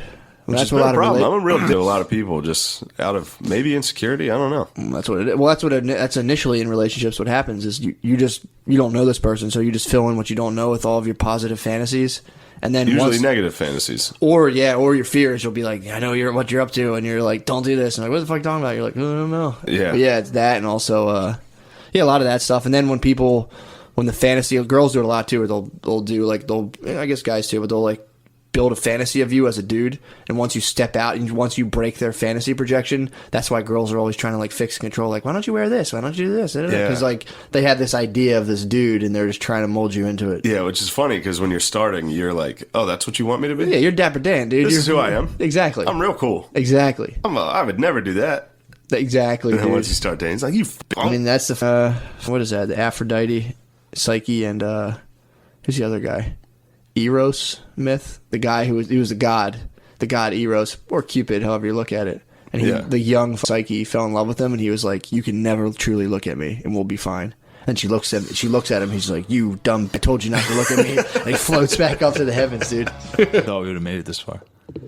Thunder just cracked in the distance. It did actually. It literally just cracked. And speaking of rolling thunder, we have a guest. Yes. Please welcome to the cast, Garth Steve Brooks. Gerben. No, Steve Brooks. Steve Brooks. What's going on? Thank you. Steve Gerben. Steve Gerben, dude. It's good to have Steve here. Steve's, I think Steve's our smartest friend. Steve's smartest. Yeah, Steve, be smart or something. Well, Yeah, I dude. disagree with that, but thank Dude, you. what do you Definitely think? our smartest friend. I don't know why you're friends, but I mean, O'Connor's good. Steve O'Connor's O'Connor's good. smart. Steve, why is outer space so far away? Go. Steve, why is the sky blue? yeah, I mean, if you give me a second, I You can. better answer that. Sky is blue because it does not. It does not absorb. It absorbs. This guy's dumb as Matt. Talk about why you're high right now. No, I had a tough time. Isn't it? There's water in the sky, isn't there? Something. I don't think it's water in the sky, but Yeah. I do think it has a lot to do with oxygen. Ooh. I think that's why. Something like that. I think Sure, that's why yeah, it's blue. something about it. Like, go ahead. You know, like your blood's blue before it hits, and it turns red. That's what everyone says, dude. I don't believe that. I don't only believe know. that. I have a PhD in urban legends, dude. The urban legend that everybody's blood's blue inside until it hits the air and then it is. turns red. That's why your veins are blue, dude. What a stupid bullshit. I believed it. Some of your blood is blue, and then Yeah, it goes. yeah, yeah. Told you. Yeah, to your lungs. Told you. Some veins are blue, yeah. Yep. Why are you The looking at ones me that are like, going oh, back- I told you? I know a lot about medical science. I know, but I agree that that's a funny urban legend. Yeah. That your blood is always blue. It is. Until it hits the air and then it turns red. turns red. Like it's magma into lava. Yep. You ever have a dumb thing you believed as a kid and then you say it as an adult? Yeah. I've confessed like 50 of these Yeah, things. you told me the one about the cats. Guard cats? Guard Yeah, cats. fuck, dude. It sucked. I was on a date. My dad, I've said this before on the cast, but my dad told me when I was little, I was in a junkyard with him, and he's like, watch out, those are guard cats. And another adult, the guy who owned it, was like, yeah, watch out, they'll get you. And I was like, dude, guard cats, that's crazy. And I was on a date like 6 months ago, and this lady was talking about cats. I'm like, you know they have guard cats, right? And she was like, what? I was like, and I realized after I said it, I was like, This is dad really, tricked me. really embarrassing. This is really embarrassing. So, I don't even. This is like the dumbest thing I think I've ever said, and it sucks because my friend who I said it to remembers it and brings it up.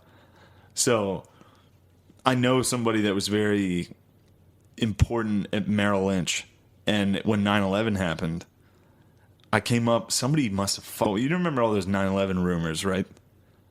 Like, there's a lot of What, urban that the legends government around. did it? Not just that, but I mean, like, It's true. people being like, there was an Arab kid here on September 10th, and he was like, don't come to work. I didn't hear any like of those shit like that. terrorist Or ghost like stories. somebody, yeah, there was a bunch of those. Someone's lighting their face up with a flashlight. Somebody hit me with a terrorist ghost story, and I believed it. What was the ghost story? Was that A couple executives got out on a helicopter.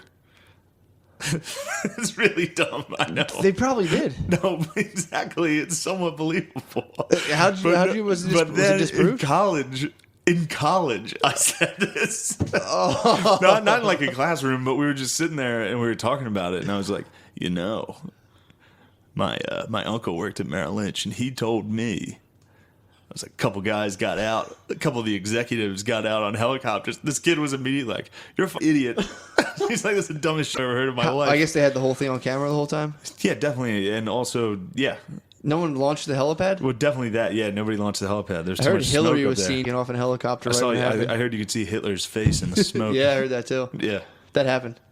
But anyway, I said that, and he brought that up to me like this year.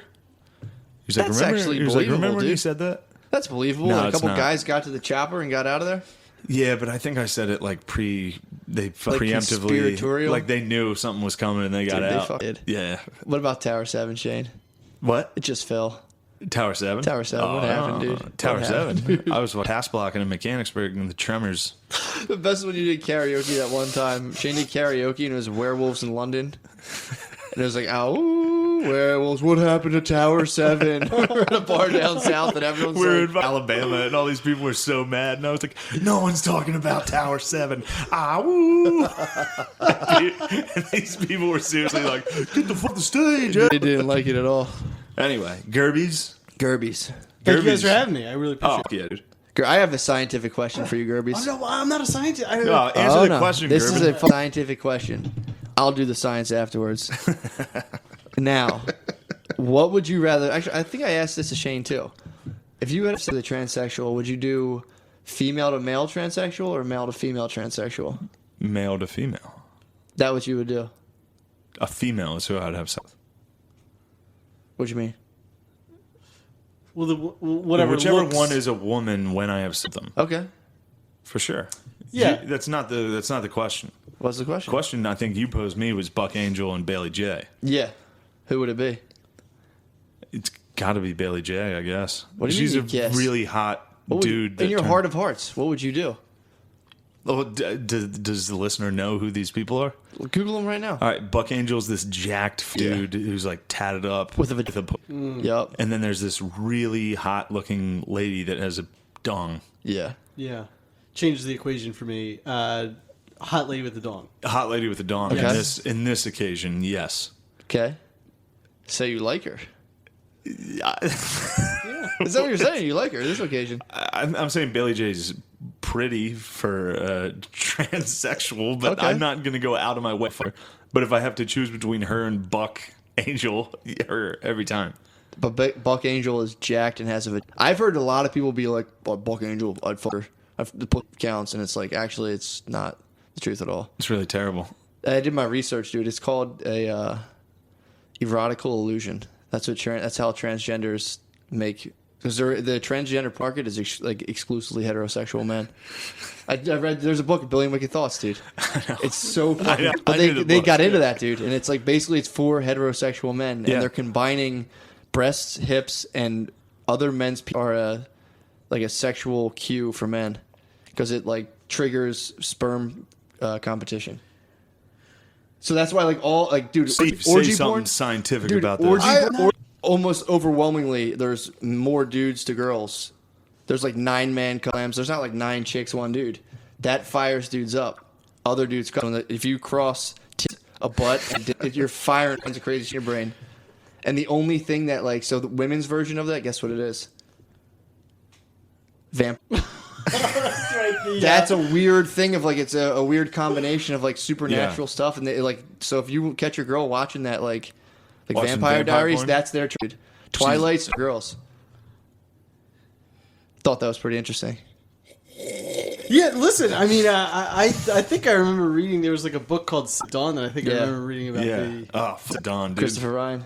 I don't know. What did he read? What did he say about that? Well, I There's seem to training recall of an the ass. idea about like if you're in competition with other males, then you're going to have more potent sperm. Yeah, that's the whole thing of cuckoldry. You're supposed to follow up. Cuckoldry? Yeah, you do it on purpose. So you bring a dude I in. never heard it called cuckoldry. You bring a guy in. Yeah. Dude, cuckoldry works is like, so you have a girlfriend or wife, and that's your hot wife, and you let her bring a dude in who's like physically superior to you. So Yeah. then you watch, dude, and you have sex afterwards. Yeah. And you report, or people report you fast, and you come in like 2 minutes, and it's super powerful, because that's your body being like, dude, come on, man, we got to kick it up. And apparently your dick's shaped to plunge out other Oh, you dudes' told sperm. me this, dude. I swear to God, you're shaped to pull other sperm out. So, Jeez. check that out. Why is that? Explain that.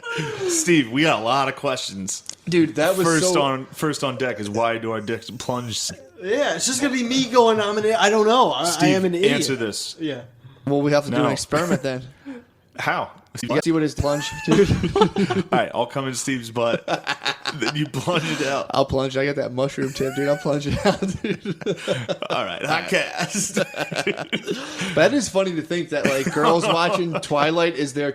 I even tested it. My girlfriend watched every episode of Vampire Diaries. I'm like, do you think vampires are attractive? And she was like, no. Exact same response as a dude being like, Billy Jason. No. Oh, It was the exact same response. No. I was like, this is your training point. dude. The Busted. listeners missed how well he pantomimed that.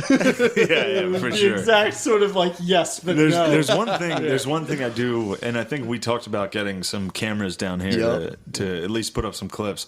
But there's one thing that the listeners always miss out on is when Matt goes on a rant like he just did, and all you can see is darkness and candles. And then his face lit up by the computer screen. And he's like dead serious, like, and that's why cuckoldry is so hot. It's like, Dude, you're a maniac. some heavy knowledge. This book, A Million Little Thoughts, Billion Wicked Lies, dude. destroyed you. It's the best. It's literally the best book I ever read. I heard Jordan Peterson reference it in one of his. It's such a good read. I got to read it. That's why, dude. That's why, like, you know, why women typically, you have a girlfriend, like, you go home, you usually don't feel like doing anything. They're always like, we got to go places. We got to go places. They want to see you interact with other males, and they like judge you on how you interact with other men. Makes sense. So that's why, like, when That you're makes out sense. when you're out of the movies, dude, they don't. If you sit at home with your girlfriend all the time and never take her out anywhere, she's just like, meh. Yeah. Just to see you dominate other men in She the has to public see sphere. you. She has to see you do stand up. It's I mean, anything. talk about the Yeah. ultimate. Like, it's really funny because if I'm just at a bar by myself or like with friends, not one is gonna. Not really, but if I go do stand up and do well, you know, Yeah. It's unreal. it's hilarious. I used to do stand up, and it was the exact same Yeah, experience. it's so funny. Yeah. Every hot chick's like, "Oh my god, you were so funny. What are you doing?" And it's like Social status. It's fantastic. it's crazy. And then what's really funny is you leave that club and walk to the next bar, and it's like, "Oh yeah, I'm a fo." True. You know what I mean? Yeah, it's a bad like feeling. when you crush at a comedy club and then you leave and go to like Bard's or another bar Yeah. wherever we go, and you just sit there and you're like, oh, I get no respect. Well, that's when you start. Forgot what that That's was when like. you start catcalling, dude. That's when you got a cat call, Yeah, dude. that's when, dude. Let me hear some cat calls, Girls dude. love when you catcall them, Do dude. Yeah, they love it. I think they. get I think so they excited. actually do love it. They do. Yes. They Give get me a like good. they get a little like, oh, what's going on? All right, You're like, let's it's say just me, babe. Let's say that hot chick You're from so the hot, mic. babe. That hot chick from the mic was walking by you on the street. Yo, like those titties. That's how you catcall? Like those titties. How old are you? Yo, let me see your ID. I just catcall like a South Street black dude. How old are you? Yo, come here. Nice. You do the old scorpion. Yeah, get over here. Yeah, catcalling That's works, the ultimate dude. cat call. I've literally had a couple successful catcalls. Really? Yeah, dude. Back before I knew it was bad, I used to do it all the time.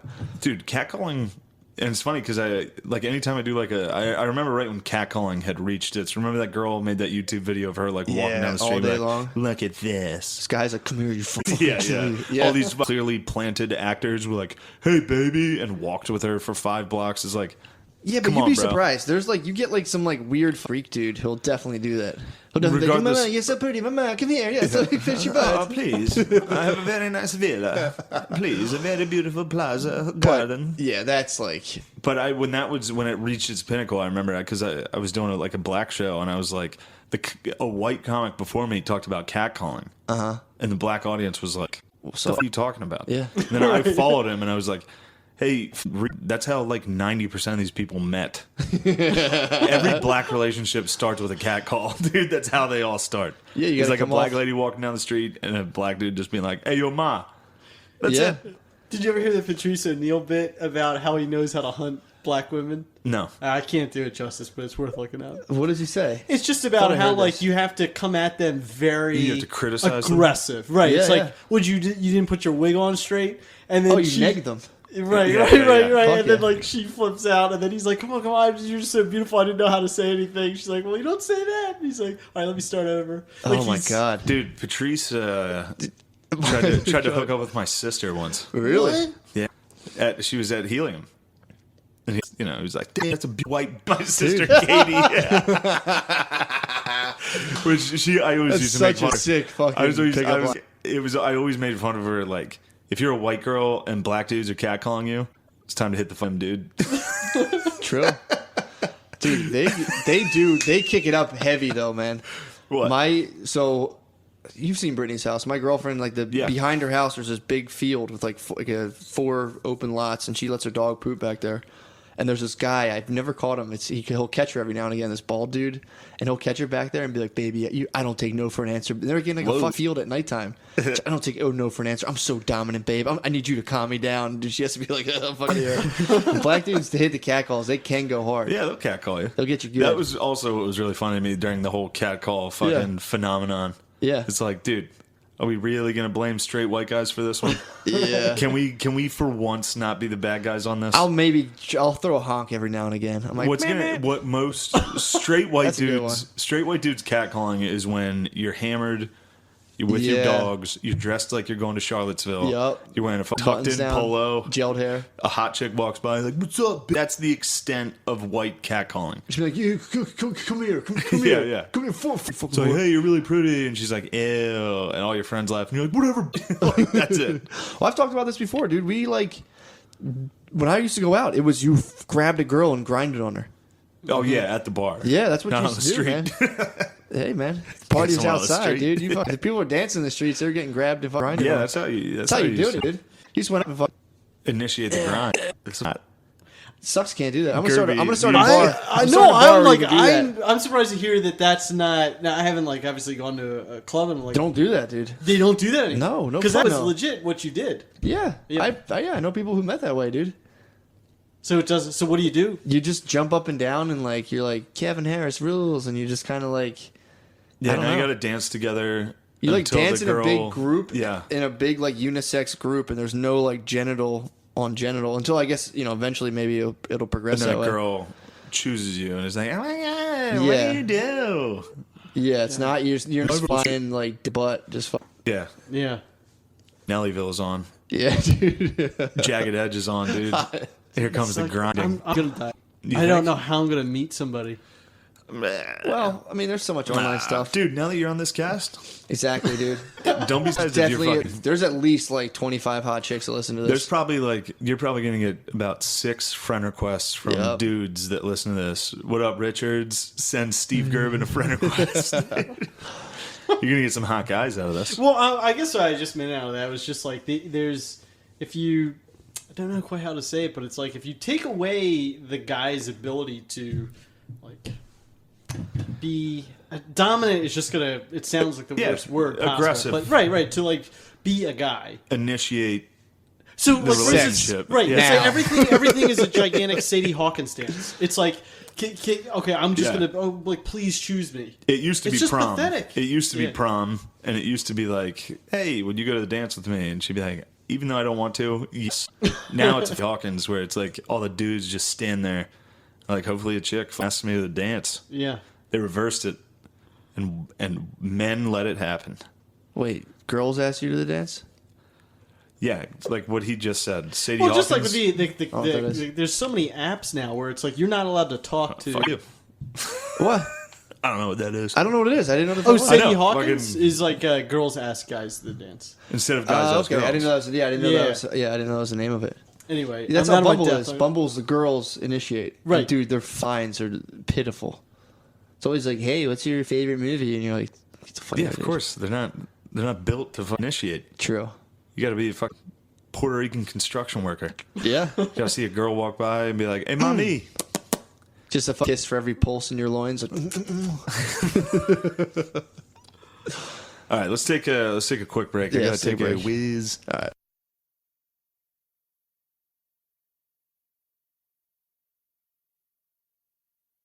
Just sat back. We're back. Oh, we're back right We're now. back in, baby. Oh wow, we're right back. Wow. I was up there peeing. What were you guys talking about? Talking about dating, dude. How sick my game used to be. Really? He asked. He's like, "Did you do like did you go up and like approach people?"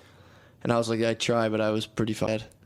Like I had all kinds of like sick schemes where I go up and be like, "Hey, what's going on?" And like talk for 4 minutes, and there'd be silence, and I would just be like, and just hang out there for 2 minutes and just like look at her Oh, like, my God. "We're still a thing, right? This is still going on." Actually, leave. I'm like, I think you have to be a idiot to be able to approach people "Yeah, like that. maybe." I think you have to either be a sociopath that's like, I'm smart enough to manipulate this conversation, or you Yeah. have to be dumb and be like, "What's up? Oh, hey." Yeah, it's weird, man. Well, I think like you want to develop that because what I was saying to Matt was like it's a numbers game, right? To most of it, it's like if you got to put yourself out there a lot, and then you get somebody. You see what happens? That's a nice way of putting it. But it's just hard to do that because you do have to like either adopt the mentality of a sociopath or like not let reality hit you. You know, it's like if Yeah. you do something 10 times it doesn't work. Typically, Dude. you're like, oh, this You is not gotta gonna work. you gotta put your there, dude. Speaking of sociopaths, Yeah. there's a guy on the main board. Uh-huh. His name's Don't Hate Me, Bro. He's the man. He likes Notre Dame. He's a friend of the podcast. His Tinder game is otherworldly. I've never seen anything like it. And he posts some of the conversations on there. Jesus Christ. Like he'll screenshot some of the conversations. It's crazy. He gets What's the he saying? hottest chicks with like, and he's smart, so he's like clearly just manipulating people. It's Yeah. crazy. Like he'll post a GIF in response, and like, I don't know. It's Yeah. fucking wild. There's online dating. Like, have you got into online dating? Yeah. Dude, it gets like... Shout out, Don't Hate Me, Bro. Yeah, that's awesome. Yeah. It gets weird. Like, you'll find yourself on, like, your 6th date with someone with, like, a different person, and, like, they'll say something, and you're like, I knew you were going to say that. Here's my response for this. And you're like, oh, you laughed. I knew you'd laugh at this. And then, dude, it gets real weird where you start hitting, like almost stock lines. Ugh. Yeah. And you know like, all right, this is going to make you react this way. And it's it gets weird. And there's other guys on there because it's a message board talking to him like, what should I say to this? Yeah. What should I say to this? And he has like stock lines. Not necessarily stock, but he's got a sense of humor that relates to women. Right. So like he'll say a joke that like negging kind of like he'll hit somebody and be like, look, I don't give a fuck on dates. I'm not that guy. But if you want to get fucked, and like he'll say something like that and it works. Yeah. It's crazy. I believe it, dude. It's like hot chicks. Anyway. Yeah, that's the dating world. Different world, yeah. I'm way out of it. All I do I'm so glad when I I'm go out on of it. online dating, dude, my first message is just "Daddy's home." Daddy's home. How's that go? Yeah, whoever you get with Come that, to Daddy, dude. that's not the lure you want. You're hunting, you're fishing for flounders with that thing, dude. That's a bottom feeder lure right there. Yeah, that's. I did notice though in the current climate, I've encountered a lot of girls who like want to be while they're having Joke. sex. It's interesting. That's what they want to be called. I'm sure because there's such It's weird. like this. I can't do that. There's such a strong push to be like positive. Yeah. I'm sure a lot of these girls feel obligated to be like, choke me, like I'm in hand in the bedroom, like, like No, I dude. love this. And it's like, That's what I thought, but they're like, no, seriously, slap me. I'm like, okay. well, no, that's what I mean. Like they're promiscuous, they're very wild, they're down for whatever. I bet. I don't know. There's been a recent surge of like female positive. You know what I mean? Well, yeah. So like, I'm sure a lot of girls are out there that are like, Saying they have orgasms. I'm and one stuff. of these girls. I'm on Broad City. It's Maybe. like, I love getting choked. I don't know, dude. I could see what you're saying, but I'm like, I think it's chicks like to be wrestled around, dude. Yeah, It's probably. kind of weird. I'm not a big fan of that. I'm a gentle love maker. Are you? Yeah, I don't like all the rough stuff. I've heard you make love, dude. There sounded nothing gentle about it. You said I was a I've heard ruffian, you dude. shout, dude.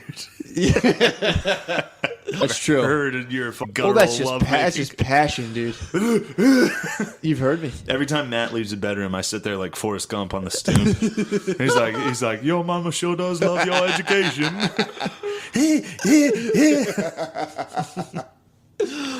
Yeah, but be on the lookout for that, man. I'm telling you. Anyway, so Steve's here to interpret Yeah. for me and Matt. Me and Matt, we got under. We've always had scrutiny of people being like, "You guys are alt-right," Yeah. and we're not. It's really I don't. That's one thing I've never understood throughout this is how people don't get that we're not alt-right. Yeah. I'm a classic. Steve, I'm a you classic listen to it. British liberal. That's what You I am. are, dude. That's what I am. You're a classic. And Antifa. And I'm an Antifa too. You are very. I just like the sticks and stuff, dude. You just like hitting people with sticks. Yeah, I'm wearing a bandana on my face. You should go to like Indonesia or something. That's like a punishment, dude. You just hit people with sticks. That'd be tight. Yeah, you should be a fucking North Korean or a Saudi Arabian. Yeah, but I could also Executioner. have an iPhone, just do that here on the weekends and be like, man, did it. Yeah. Yeah, well, you could just hit a white guy in the face and be like, he was a fucking Nazi. Dude. Steve, explain Antifa. Well, I is guess I mean, like, if I was gonna, if you're saying like interpret, I think like the main issue is criticism, whether or not you're allowed to criticize ideas or not. And so, like, from both ends of the political spectrum, from like, you can have the people who. This comes from Jonathan Rauch's book, Kindly Inquisitors, which I can't recommend enough. Check it out. I will say that. I'm going to cut you off. Steve does citing whatever the fuck he's saying. Yup. Well, because I'm Always, an dude. idiot. Because I like, if you get me slightly out of the narrow band of something that I've read, I don't know Yeah. what I'm talking about. They're not my ideas. But Yeah, you should back them up. Yeah. No, it's good, and it makes you sound fuck better. it. If I read a book, dude, that's mine now. Oh, dude. Fuck That's mine, dude. What's I that made called? it. A Billion Wicked A Thoughts? Billion Wicked Thoughts. That's Matt's. That's my Matt's, book, dude. That's Okay, Matt's all right. fucking. Authors are like Ogie and McCusker, dude. Matt is racist, and that's his Quran, dude. Billion Wicked Thoughts is Sharia law to Matt, dude. He's beheading anybody Watch that doesn't those- think dicks plunge. Watch cum. those plungers, dude. All right, sorry. Steve, on. explain well, Antifa. no, I mean, so if let me just try it this way, then you can tell me if this sucks. But if our goal is to make progress as a culture, Yeah. which is like the key, right? We need to progress. We stagnate because then which sounds crazy, but that's true. No. A problem comes and you're like, I don't know what to do, and then you're dead. It's how empires fall. Exactly. Yes. So we need to make progress, and the way in which we make progress is through this simple method of trial and error correction. But that sounds simple, but there's this important facet to it, which is like it's dependent on criticism. So here's why criticism matters. Let's say I tell you the statement, all swans are white. Okay, can I ever prove that completely true?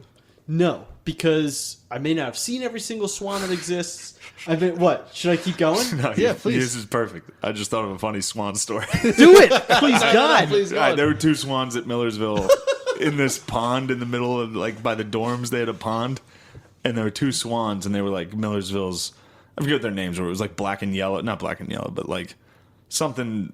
They were named after the school, and they were like mascots, unofficial mascots. And somebody got fucked up and beheaded one of them, and just left it there.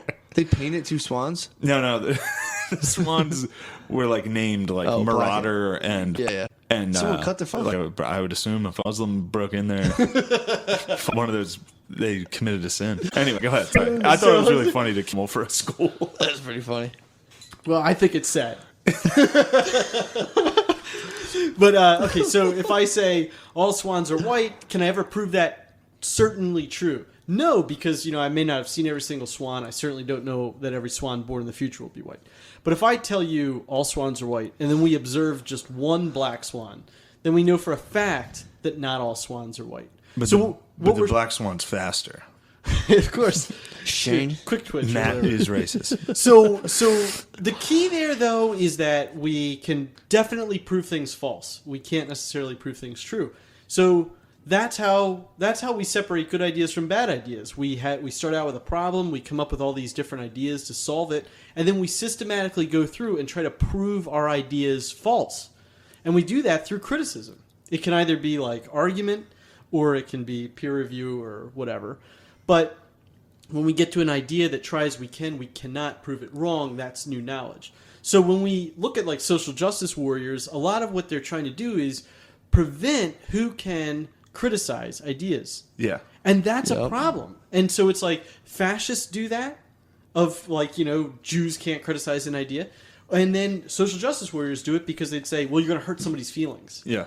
And that's the whole thing. It's like the knowledge creation game is not down with your feelings.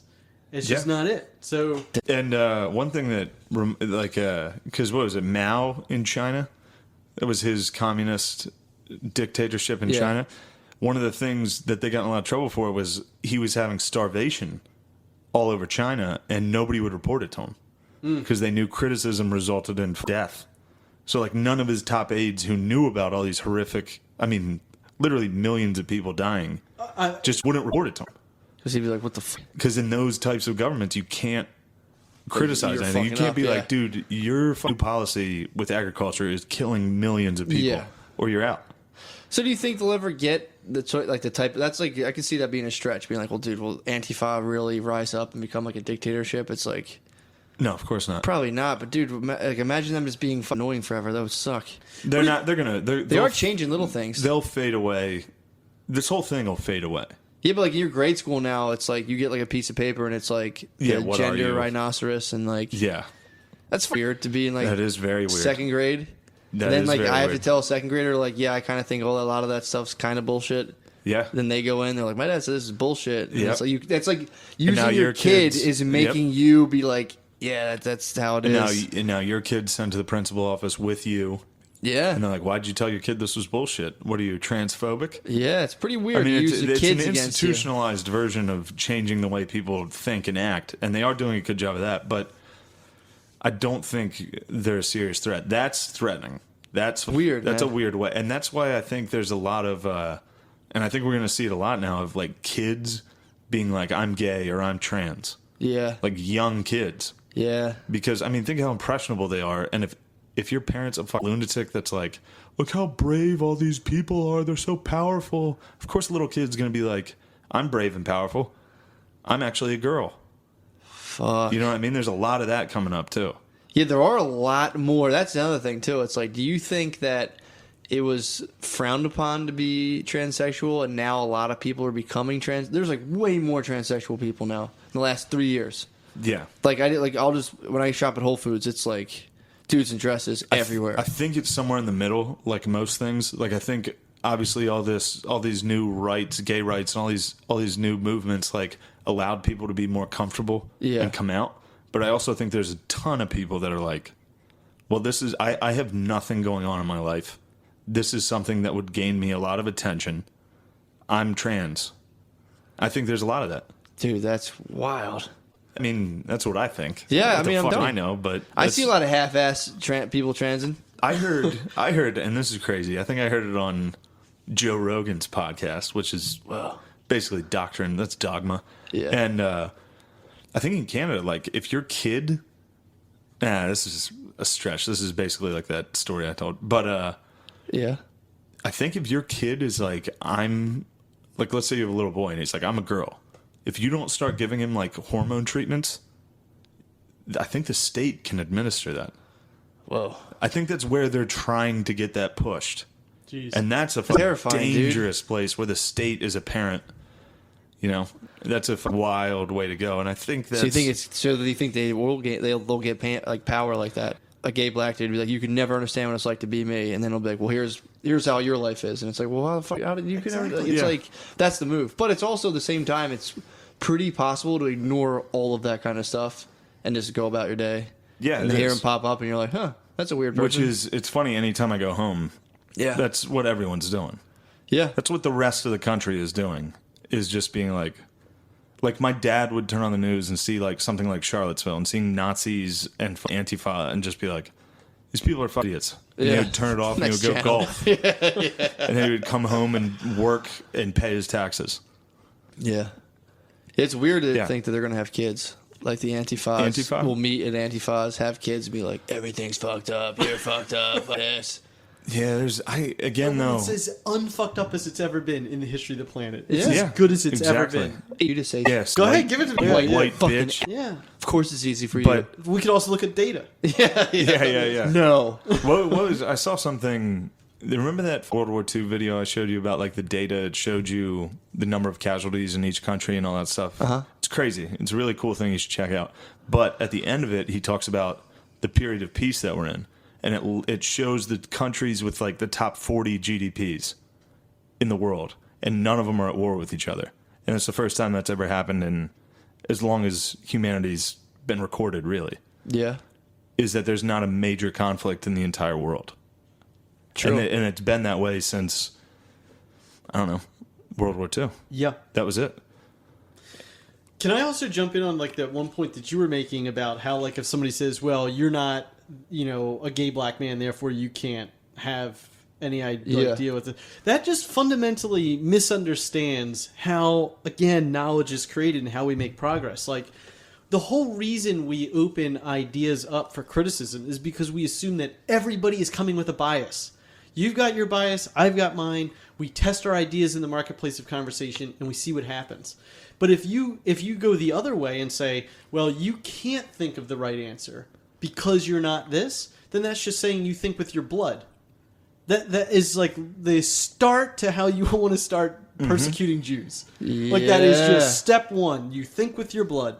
So therefore you can't have this thought. You can't understand this. Yeah. Fuck. So it's like, again, that's what I find frustrating about it is we've got this incredible system of knowledge creation that is protected by the West. And yet these people like don't understand how it works. Yeah. It's like, it's a staggering accomplishment that we're able to do. At some point, with medicine or flying around, or like, all this stuff. It's like, what led to this? Aren't you remotely concerned? Yeah, it wasn't one guy being like, thank you, we got this. Okay, Right. you. Right? Yeah, it's true. It's like if you do something great, you try and pick it apart and be like, what happened? Why did that work? And now let's replicate that. Yeah, and not fucking why was destroy there it. just a boom of inventions in the United States at the turn of the century? Like, why was there this? Why is the United States this place where all these crazy inventions are coming out and all this crazy shit? Maybe we should, exactly like you said, try to replicate that. Yeah. What's going on there? It's free thought. And yet, you'd say we need to go communism. Are you like on the wild. face? That's insane. Yeah. And then like it also, this is a big point from David Deutsch, where again it's just like the moment we stop creating knowledge, we're dead. And most civilizations that have ever lived are dead. Most species that have ever lived are dead. And it's just a matter of time then. Like, nature's going to get us in some way that we don't know. And the only thing that keeps us pacing ahead of nature is our unique ability that humans have in the cosmos to create knowledge. And that happens in very, very limited societies. And for right now, it is the West, and that's it. Yeah. Steve, So if we go out on, you're saying we're about to go out on some fuck right now. Steve, it's like, fuck could you check your privilege right now? Yeah. I'll Steve, be happy check to. your Yeah, white, yeah. your white Well, privilege. let me not check it because the whole point is. So Here like, we go, Stevie. Here's the thing that like I didn't. Okay, this is a raising tide brings up all ships or whatever, however you want to say yeah. that. But it's like. Okay, so let's even think about immigration, and so somebody's coming from Guatemala. There's a push, right, from Guatemala, which is like, they've got nothing. City, dirt paths, they can't get. But if we could, through the knowledge creating machine that is the West, create things like solar energy, we can have 3D printers that are basically working off of like trash now.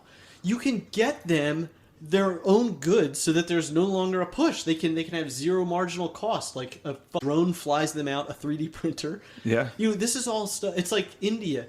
They never put up telephone poles because they just kind of skipped over and they had cell phones. Fuck. And so Yeah. like that can happen in these countries. Like, so it is the privilege or whatever that means is like the thing that's going to help people.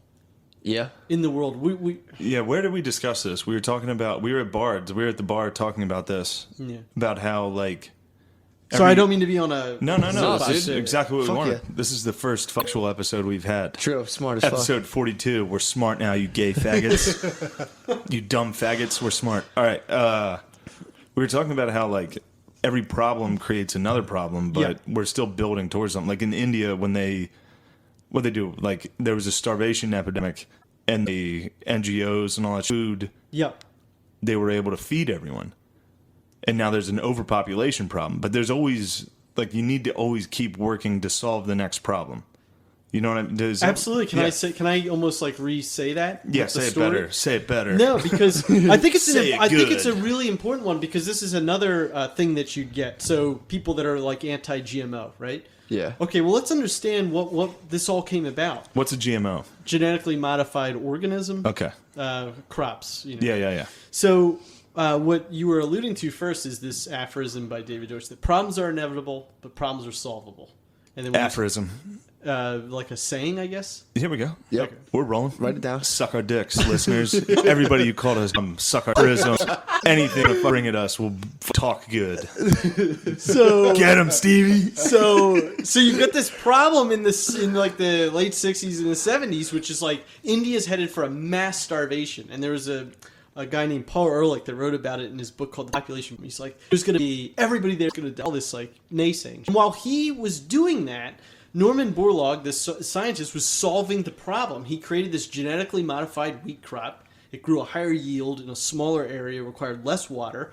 And as Matt Ridley writes, he's like, before the ink was even dry in Ehrlich's book, Norman Borlaug solved the problem. And he's credited with saving, you can Google this, at a billion lives. Fuck. Yeah. A billion. And so then this is what's frustrating when people go, well, for GMOs and blah, blah, blah. It's like, okay, you can sit here in your privileged area, Yep. and it's like, you get rid of GMOs, tons of people die. But they're Africans, or Indians. And so you don't... Yeah, if you want to talk about Yeah. if you want to talk about free range chickens and free range cattle and all that, it's like, yeah, that's a nice thing for us to have. But it's also vital to feed free the range entire is different world. because that's kind of standard in a lot of third world countries. No, but I mean, we're able to mass produce tons of fuck Yeah. because they're not free range. Yeah. If there was just full free range and everything, that'd be a problem Pretty globally. tough, yeah. Like that. What do you think, Steve? It's hard when you try and get people in developing countries to live to the standards of the West, and this is like one of the. Global warming is a thing. I think global warming is a thing. Okay. But then when you take a country and you say, well, you have to live up to certain regulations with the environment, but this is what they need in order to start developing. Mm-hmm. You really are conscripting people to suffer a lot. And so what I at least think the conversation about global warming should be is we're going to need a technological solution to that problem. So we're going to have to cool the planet, which we can do. Like, again, David Deutsch had a tweet. He was like, if aliens showed up and they were like, you have 2 years to cool the planet, otherwise we would do it. It's Really? not. How the fuck cool the planet? Oh, they've already got like so many different. Stop, dude. Yeah, They do it. yeah. We can do it. Why don't they do this anyway? Because they're just wanting to make It's hot sure as that. fuck. Cool that shit down, Yeah, dude. helium's I hot was as fuck, sweating dude. It was today, hot dude. in the comedy club I don't want tonight. to sweat anymore. What the fuck? What do they got to turn on? They've got different ideas of how to do it. They just want to make sure what's the safest way. Just giant air conditioners. Maybe. That might Damn, be dude. necessary. Please do that. But anyway, that's just speaking to. Yeah, no, I Shane's point. agree. That's like being like, hey, Yemen or Congo, move to solar.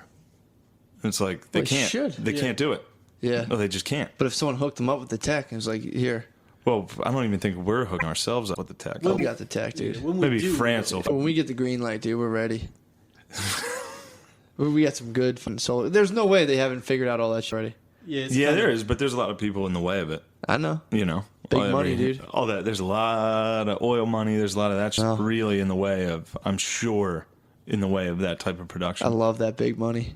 But you that's- love big money. It's in the way. I love people I blocking thought you were innovation. Antifa, dude. No, I'm back.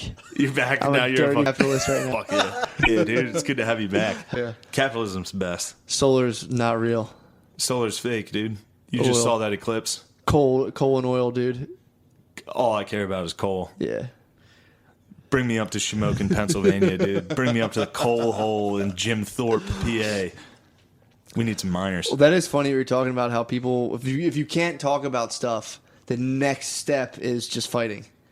Like if you lose the ability to be like, yeah, but here's what if they're like, fuck, it's like, all right, now we're gonna just fist That's fight. it. And it's like people don't think about that. If you can't say what's on your mind, all you can do is just strangle a person. And the because right now there's so many times that people are equating words with violence. And you're like, just play that through in your head. Yeah. And again, in Roush's book, he writes about this, where it was like when Salman Rushdie wrote his book that got the fatwa. Satanist. Yeah, satanic verses. Mm-hmm. It offended the Ayatollah. So he was offended. So then he said, you must, because to the Ayatollah, words is no different from violence. And yet that's what exactly Muslims, dude. SJWs. What do you think of Muslims? Fuck. What do I think about Muslims? I think they get offended by words, dude. Yeah, I mean, it all They depends can on the kill some words, dude.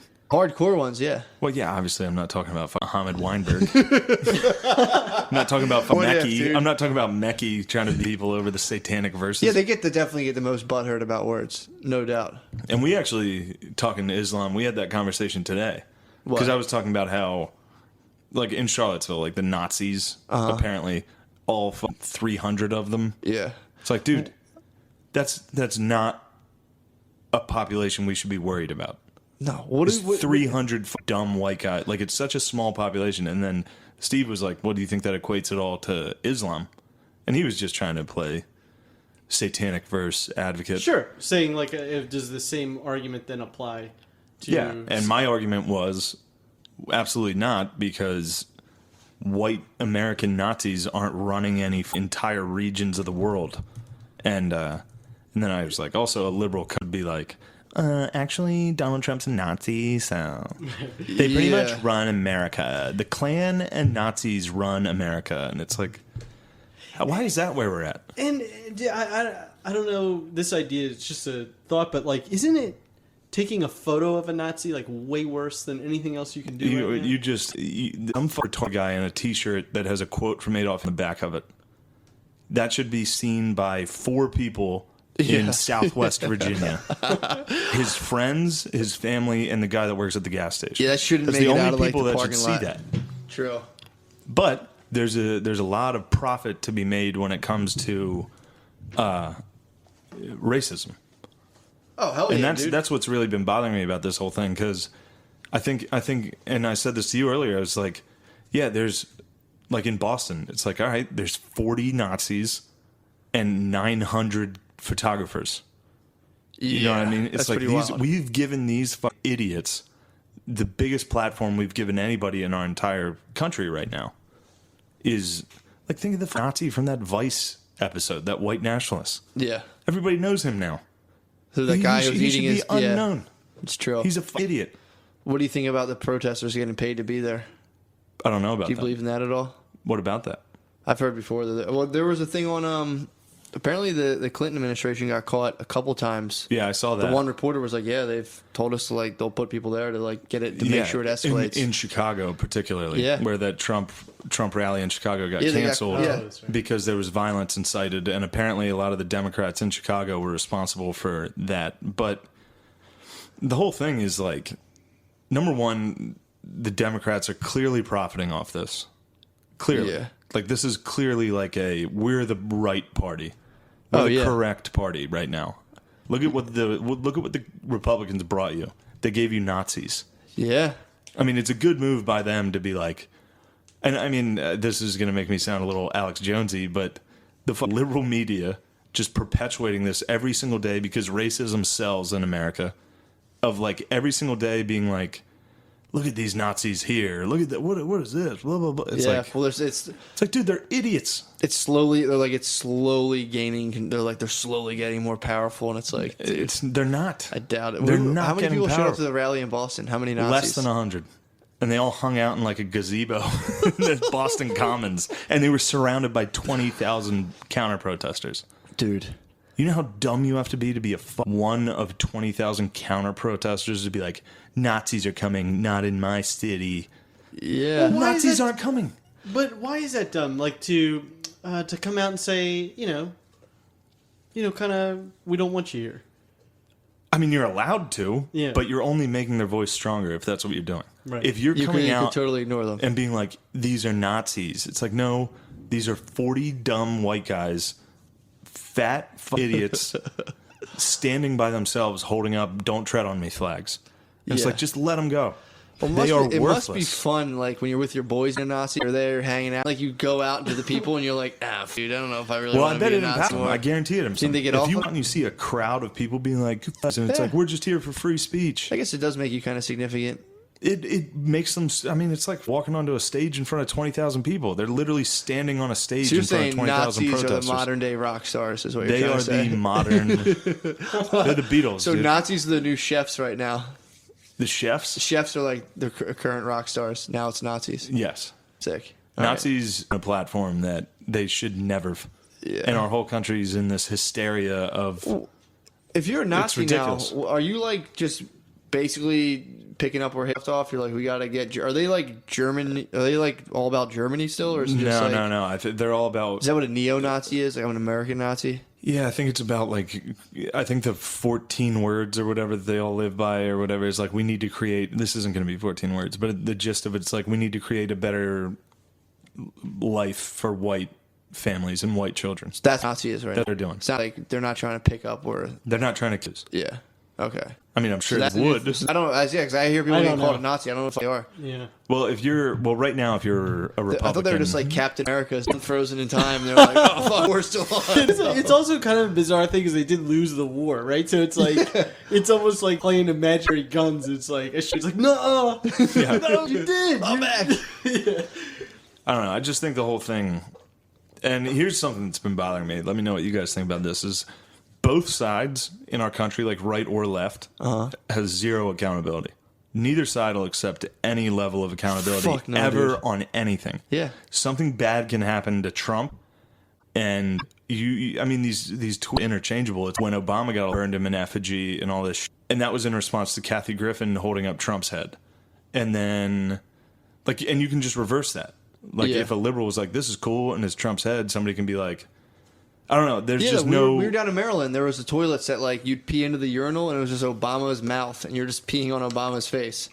So it's like, yeah, there was that too. Yeah, but that's not acceptable. So if you're on the right, you need to acknowledge that's retarded. I'm trying to think if I But peed neither on side Obama's will mouth. ever- I'm in Maryland. I think I peed like over his head. I think Out of respect. Out of respect, I peed like and just let it rain down. But yeah, that But is. neither side will ever Oh, no. ever accept responsibility for anything that's going on. Well, you shouldn't. Ever. There's no point for them to. They They're, need they're to. every day like we're the best. We're the best. No, we're the best. No, they did Yeah, this. Like, it's nah, crazy. you did that.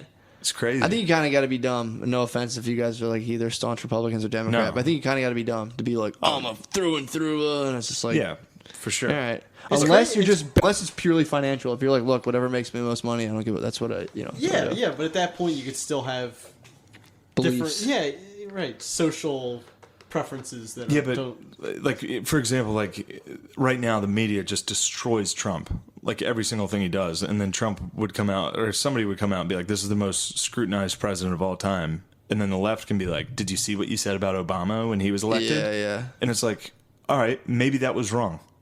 If that was wrong, let's try to fix it. Well, they'll be like, well, why are you fixing it now? Because he's Yeah, white. exactly. And it's both sides, and it's always been that way, and it'll still be that way. Yeah. And it's, but right now it seems to be much more Well, ramped up. they're making it seem like so politics now come down to race, where it's like if you're Republican, you're clearly a racist. Like there's Yeah. not like Yeah, they've done a an good job of economy that you know what I mean. That people are thinking about jobs, money, and they're like, no, it's about the KKK and racism. Yeah, It's like, yeah. dude, that's like It's about not most people are not thinking about that. They're trying to like yeah.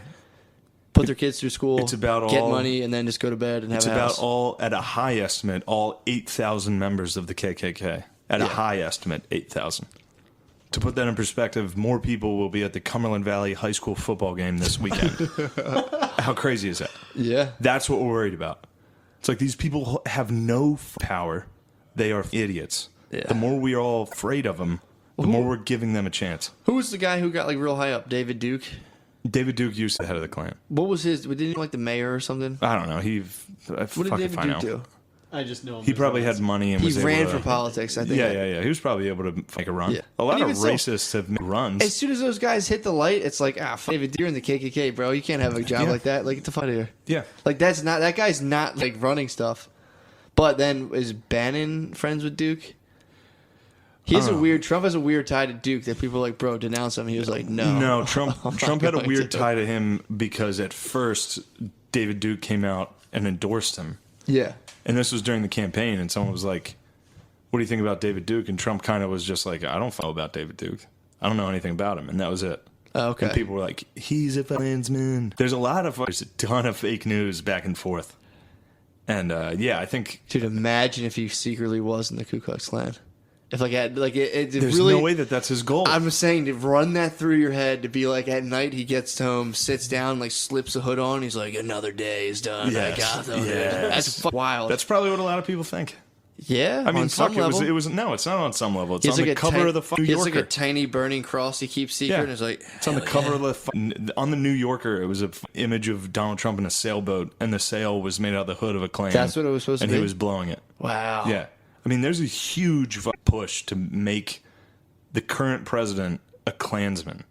That's what we're supposed to equate him as, and I can't do it. It's kind of ingenious, though. If that was someone's invention, like if Hillary was like, "Yeah, you think you beat me? Watch this." That's genius. I mean, it is the Democrats. Yeah. Also it's him. Let's not forget, he's clearly up almost 24/7. But it's also the left that's exacerbating every mistake he makes constantly. Yeah, it's fucking wild. The entire country. Right, so he's up, and then the rest of the country is pushing him to. What do you mean? Exactly what I said. So he's up almost daily. Yeah. As a president. Yeah. And then the rest of the country, the media, everyone, is making it worse by exaggerating his failures every single day. Okay, yeah. And we're in this state of like chaos right now, as far as I'm concerned. And it's not chaos, but it seems that way. Yeah, I mean, my day-to-day is still fine, you know? Yeah. Seriously, that's how I judge it. I'm like, all right, still good. I was driving home today, and it was beautiful. There were farms, all that stuff, and I Yeah. was like, oh, so this is World War III. What? Just Oh, regular this life. is- yeah. Like what everybody was saying was coming. Here it is. Yeah. This is not like totally on subject, so we can angle it back. No, get but off subject. If you one pod like what's that Audible like listen to Them by John Ronson. Yeah. He's a humorous journalist, and that's how he describes it. So he's British, and he reads his own books, and it's great. But he does in Them he goes and hangs out with extremists. And one of the guys, this is back in the day, was Alex Jones. Yeah. And so this is the first time I'd ever heard of Alex Jones or whatever. He's like, this guy, and he's describing him as he is bombastic, whatever, claims that there's this secret Bilderberg meeting where they go and these high-up officials burn this owl effigy. And he's writing this whole thing from the point of, like, Alex Jones is insane. Yeah. And then they're, like, running through the woods, and sure enough... Yeah, there's a video of it. They find the video of it. Like, Holy fuck. Yeah, it's And really funny. I've seen that. It's crazy. Wild. Well, he was the one who figured out that they told the cops to stand down in Charlottesville. He reported He found that out? He broke that, and everyone's like, "Get out of here!" And there's people from like the Times who are like, "Yeah, actually, it's true." But no one don't was know saying anything. anything. Okay. Here's a perfect example, clearly, of these people profiting off this. And I don't mean financially necessarily, but you know what I mean. They're gaining power and money from this. Yeah. They told the cops in Charlottesville to stand down. Yeah, I mean, dude. how much more do you need to see for these people to be like, you know what would help me as a politician? Chaos right here. And Yeah. for me to come out and stand strong against hate. It's Yeah. like, dude, this thing's nuts. Couldn't they tell him to stand down because they didn't want like more like violence against police? No, they told them to stand down because they were just like, Let if they're them going to fight. fight, let them fight. Let them fight it out. Jeez. Yeah. I get that. The last thing the mayor of Charlottesville wanted was like a black kid getting choked with a baton. Literally, that was what they were like, dude, we can't have that. But it's like, you have people riots, dude. You have to break them up. You can't be like, it's not like you throw them, like, let them bicker. You have to stop it. Right. You have to stop that. Like, Right, were you here for the Phillies when the Phillies won the World Series? People were like flipping cars over and shit. It turns, if you let people do that, they'll burn down everything. Right. Like, I saw cars getting flipped over. People were throwing through like luggage stores and Mad stuff. Antifa, dude. Dude, it just 2008 Phillies World Series was just Hey, man, Antifa. were you out? Did you see the? I was in Westchester. Dude, were you in Philadelphia for that? No. That was fully Yeah, it was like crazy. literally saw Even a in car get Westchester. flipped over. I was in a deli. People were just drinking beers, throwing around. It was chaos. And finally, a bus came. Cops got out in riot gear, and everyone was like, "Fuck!" Pray to Christ, Like, the dude, Eagles if never won a that Super didn't Bowl. get interrupted, it would have been horrible. Yeah. It would have been Olympus Has Fallen, dude. Like that's where it will go to. Did I ever tell you about my friend at the Phillies game, Osama bin Laden got No. and he was kind of an idiot. And Osama bin Laden had just been. She was at that Phillies game that's like a classic where the whole crowd just breaks down to a USA chant, and like the players are on the field talking to each other like, "Holy fuck, what happened?" And like, but so the crowd breaks out in this chant. My friend's he's a big meathead like, defensive end at Westchester. He was a jacked guy, and he was like, "What the?" And somebody was like, "Osama's dead," and he thought he yelled, "Obama's dead," and he was like. Weird, the whole crowd, but and then joined the chant and was like USA, yeah. Oh, that's so funny. Fine, we've come to our senses. Yeah, we got him. Holy shit. But no, that's exactly right. I mean, the whole thing of just, I think that's what annoys me the most about the whole, and like I end up sounding like I'm a conservative, like I'm right, like I'm some alt-right because I hate what the left is doing. Obviously, I hate what the right's doing. Mm-hmm. Like even, like I said during Charlottesville, when I was sitting there, I was watching the news. It was the day after our podcast. I was feeling strong white guilt. Like, I mean, oh, dude, I've opened the live podcast. Like, I came out, I was like, white people. Like, I was, the whole time we've both been a tongue-cheek alt-right, like, jokingly, like, dude, Trump's the man. All that. Clearly joking. If you believe us, you're I was watching the news, and, like, I was seeing all that unfold, and I was just like, holy fuck. That was bad. And then Trump was going to give a speech at 3, and I was just like, before he came out, I was like, he's going to fuss up. He's definitely going to fuss up. I was like, and I was like, come on, dude. Come on. Like, just one time. Yeah, please just don't. Get this right. And of course, he comes out 20 minutes late. There's been like, it was a VA bill that he was passing. That's what the meeting was for. Mm. And, like, these 5 veterans were just standing there for 20 minutes, like, real awkwardly because the camera was live. And then he comes out and he's like, he handled it like a fucking idiot. He went right into that's what he is. He handled it like a fucking, he didn't denounce white supremacy, which would have been the easiest thing in the world to do. Yeah. Again, you're denouncing 300 people. Yeah. It's not a hard sell. But then, anything he does is just like, God, dude, like, please do well. Please do well. I want you to do well. Dude. And that's where this is another thing. I think a lot of people don't have a very strong vested interest in the president not doing well. Mm-hmm. Definitely, and dude. they want him to fail every step of the way. Well, if he fails, I mean, then they can go like, told you straight white men were the worst. And it's just like, not even that. At least the Democrats can be like, told you. Yeah. We're the best. And that's what happened. And that's what is happening. I mean, we're witnessing a complete failure. Even, do you see him flips? God damn, dude, I was watching that live, too. I was like, come on, Donald. Dude, but it's not, it's until... Get this right. And he walks out without glasses and stares at it, and the whole crowd laughs at him. Dude, until... Like, Jesus Christ. Until, like, the... Yeah, but it's like, it's not even a complete failure. Until, like, you go outside and, like, the grocery store shelves are empty. No, of course. Like, of course. We're chilling, the economy's doing well, apparently. He keeps saying that, and I believe him. Yeah, dude, I know construction's busy. Good. So, I mean, did he do that? Probably not. But no, it seems like he's piggybacking off the end of the Obama president. Right. But it's still, it's funny that he keeps reiterating that. He's like, unemployment jobs at an all-time low. Yeah. And it's like, oh, that had nothing to do with you. But all right, that's good. So that's many good. jobs. There's going to be jobs. Many things are going great.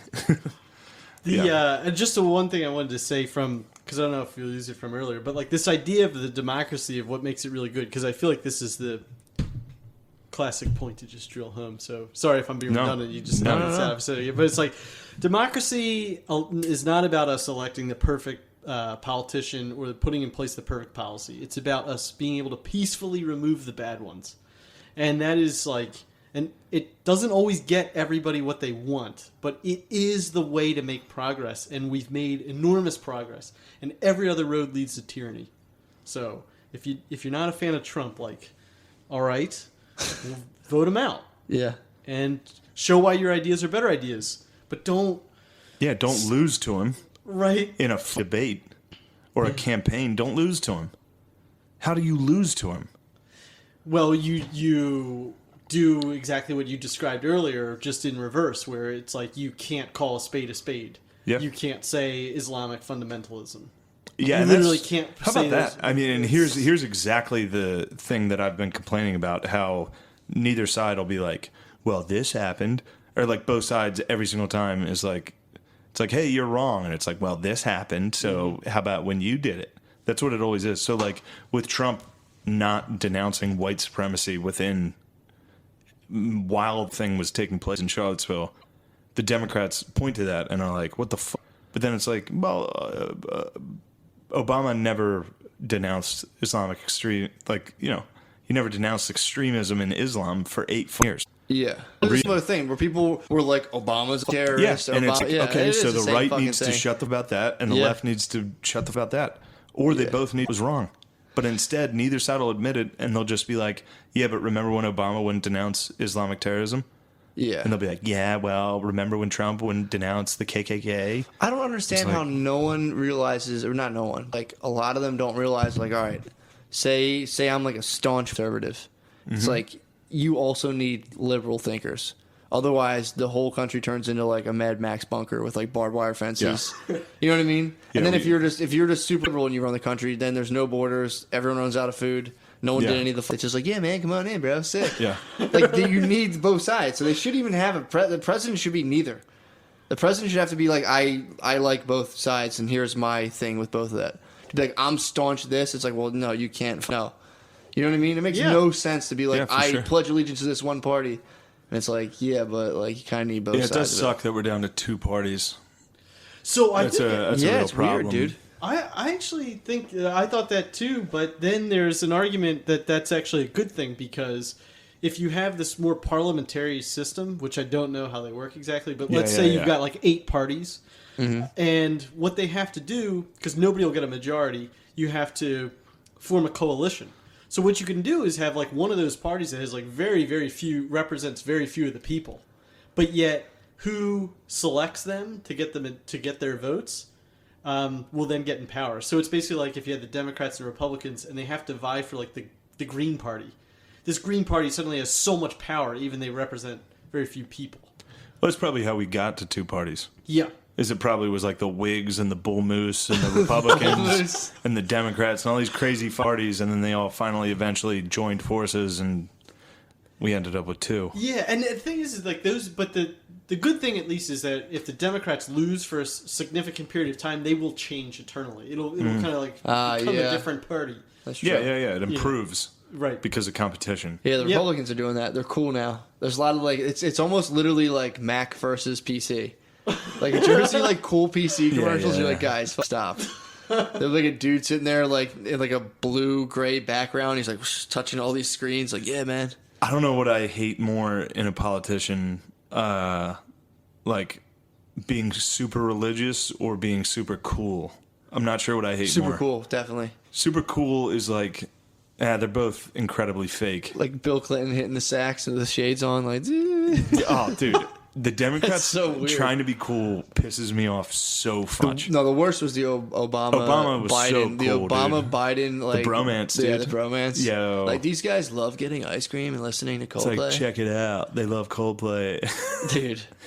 Yeah, that was, I mean, and I actually liked Obama, but I hated that social media show. I never liked a politician.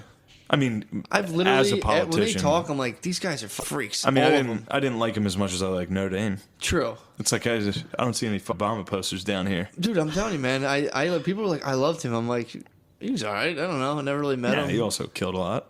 And yeah, but it's like, dude, maybe he's a snake politician, just like the rest of them. Dude, I don't know. I mean, people are like, he's my favorite. This is my favorite president. It's like I know people are like, George Bush was the best. It's like, I guess, dude. Yeah, I mean, it's like, I guess. Dude, what a push George Bush has made as far as he likability, came back, dude. Yeah. He's so funny and adorable. Yeah, he is. I always thought he was funny and adorable, but yeah, that's Teddy Roosevelt guy gave a speech. Yeah, that's a bull true. moose. Oh, is that who he is? That's how he's tougher than a bull moose. Really? Yeah, I think he had a speech in his pocket where he got shot, and then he stood up on stage and gave the speech. I mean, that's That should be that's a leader. That'd be a good debate thing. You got to take one to the shoulder and be like, all right, dude, how are we going to do this? Yeah. Or at least a dead arm. A nice At least dead it's arm a would solid be good. dead arm. Tap. You can hit, then they go in front of the country and be like, God damn. Yeah. Yeah, that's what a podcast, dude. What a podcast. Dude. This is, where are we at time-wise? An hour, 15 We're minutes. an hour and 15? Yeah, bro. Oh, time's flying. I know. Time's flying. What else do you know about Steve? Steve, give us some other things you know. No, I don't know. Can I just ask you guys stuff and then Yeah. like maybe if you don't. Yeah. Go ahead. Right? Like for the talk. So one of the things about like knowledge creation is like what are the limits of it, and the only limits are the laws of physics. This is like David Deutsch's big thing. It's like if the laws of physics permit it, we can do it, given that we create the right knowledge. Right? Doesn't guarantee that we will, but just that we can. So I'm trying to figure out a way of like doing that for the talk where I'm like.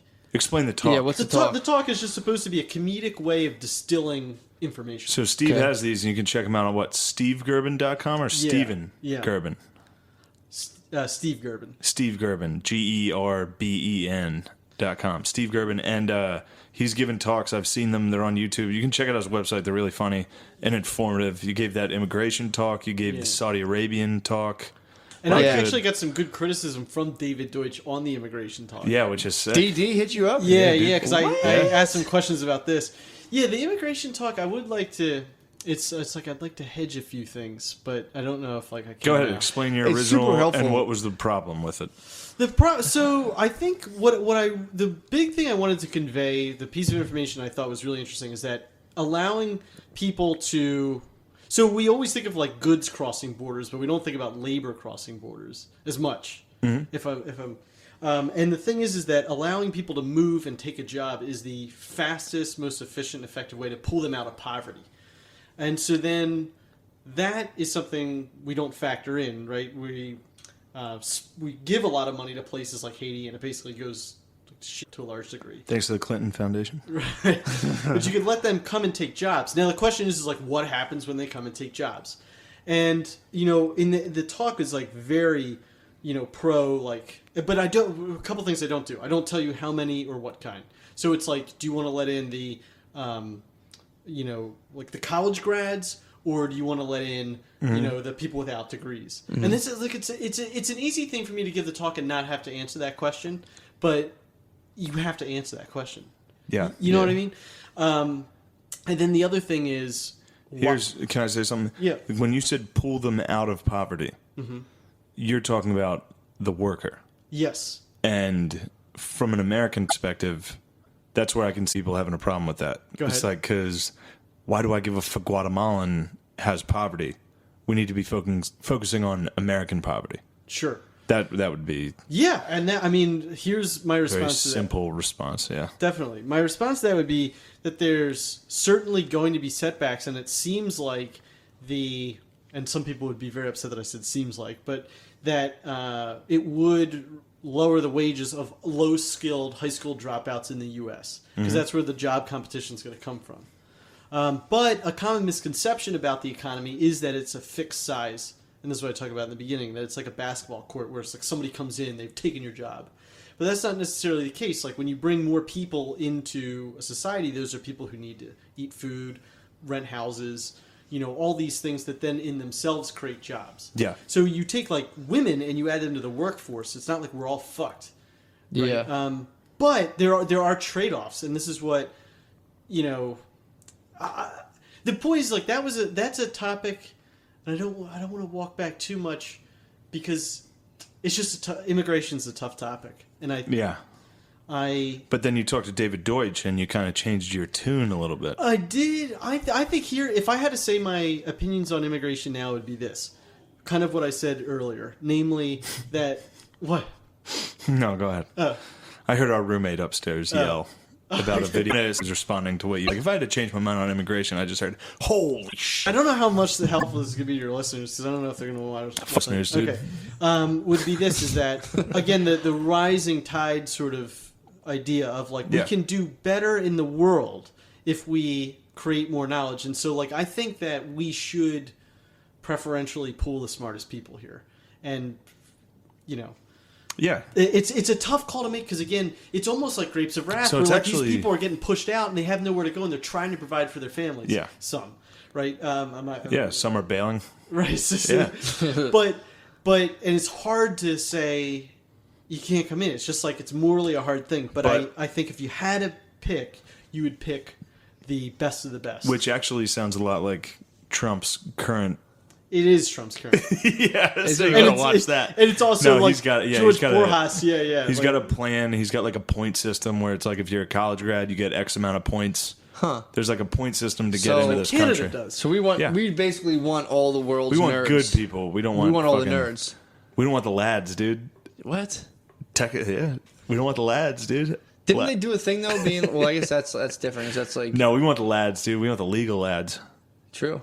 But I also Suppose. I would still say that the 11 million undocumented immigrants like here that they do need a path to citizenship. Yeah. Because it's like if you got people working and they're contributing to the economy, and I mean like what the fuck, they're here, they're working a job, they're contributing to the economy, and then they got to worry that They are definitely contributing to comedy. There's mad immigrants. Your special sucked. You fuck. But if you, Hassan, if you have a company though, and it's like you can either hire like, say for instance like a white college kid, Yeah. versus like a Mexican. yeah. 9 times out of 10, depending on, you're like, give me this Mexican dude. 'Cause you have like a white college kid. If you have like a restaurant, just like sitting there like, folks, my feet hurt, blah blah. And you get most time Mexican dudes come in and they're just like, give me more time. Which give me more would hours. be good for the economy. What? Now your restaurant's running smoother. Smoother. Yeah. More people are likely to come in and buy things. Yeah. Dude, that's Yeah. But that's the other thing. It's like if you ban all those, it's like how can you like if those dudes are going to get in? No here one's one way or trying the to other. ban. No one's trying to ban all the Mexicans. There's people trying to kick if they're like you're undocumented, get out. There's a lot of people who say Yeah, but that. there's enough people to pick up that slack. We're not going to lose labor Yeah. over that. I don't think. I mean, There- you gave an example of Alabama. Yeah, That Alabama. was Yeah, I good. think I think that would be. I think it would. I think it would not be good to the local economies as much as people think. Because again, this idea that these are people that are contributing to it. And Yeah, you for just sure. Take half the people out, you're in trouble. But this is like one of those thoughts I don't know. You know, you just push back on it immediately, and I'm sure it's not right. But it's like part of me does not so much like if we're worried about the wages to high school dropouts, and I know that they're Americans, which is where a lot of people draw the line. But it's like you are born in America. You have like which is a gift, the biggest gift on the planet. You're telling them to check their American privilege. Well, and it's like you speak the language, and the cops aren't after you, and you can't outwork some guy that doesn't speak the language who's literally being hunted by the cops. Yeah. Well, it's Yeah. actually like Matt said. I mean, there's a guy from Guatemala that's got a family to feed, Right. versus a guy like, let's say, me at Yeah. community college, and we're both working at the same restaurant. Well, dude, if Fuck you it. spent a week, say you spent just a week where you're like you couldn't find food, and then you found a place that has all the food, you'd work so yeah. hard. Like if if you're like there's always food no matter what, you're kind of like whatever. Like there's food somewhere, dude. You're gonna get it. But like You're gonna if you get don't some snacks. have food for a while, it's probably scary as fuck. So you wake up every day, hit the car, you're just like, yup, it's coming, dude. I'm gonna watch these Nissans, and I'm gonna get a Wawa Imagine, hoagie. oh, dude, you're about to Can you get a imagine- steak, dude. Can you imagine getting a cheesesteak? Whew. Coming from Guatemala, dude, you were splitting Lunchables with your entire family. Yeah, it's like falling out of the You were sky. making each one of those little cracker sandwiches for each member of your family. You get one out of the Lunchable. But that's my thing is you can't fight that. It's like You when break someone, up the fun-sized someone's like, I'm gonna Butterfinger. if I don't get here, people are gonna get in there. Definitely. So it's like it's gotta not be a bitch. Dude. You gotta be like you said. You have to just try to outperform whoever's coming in at you.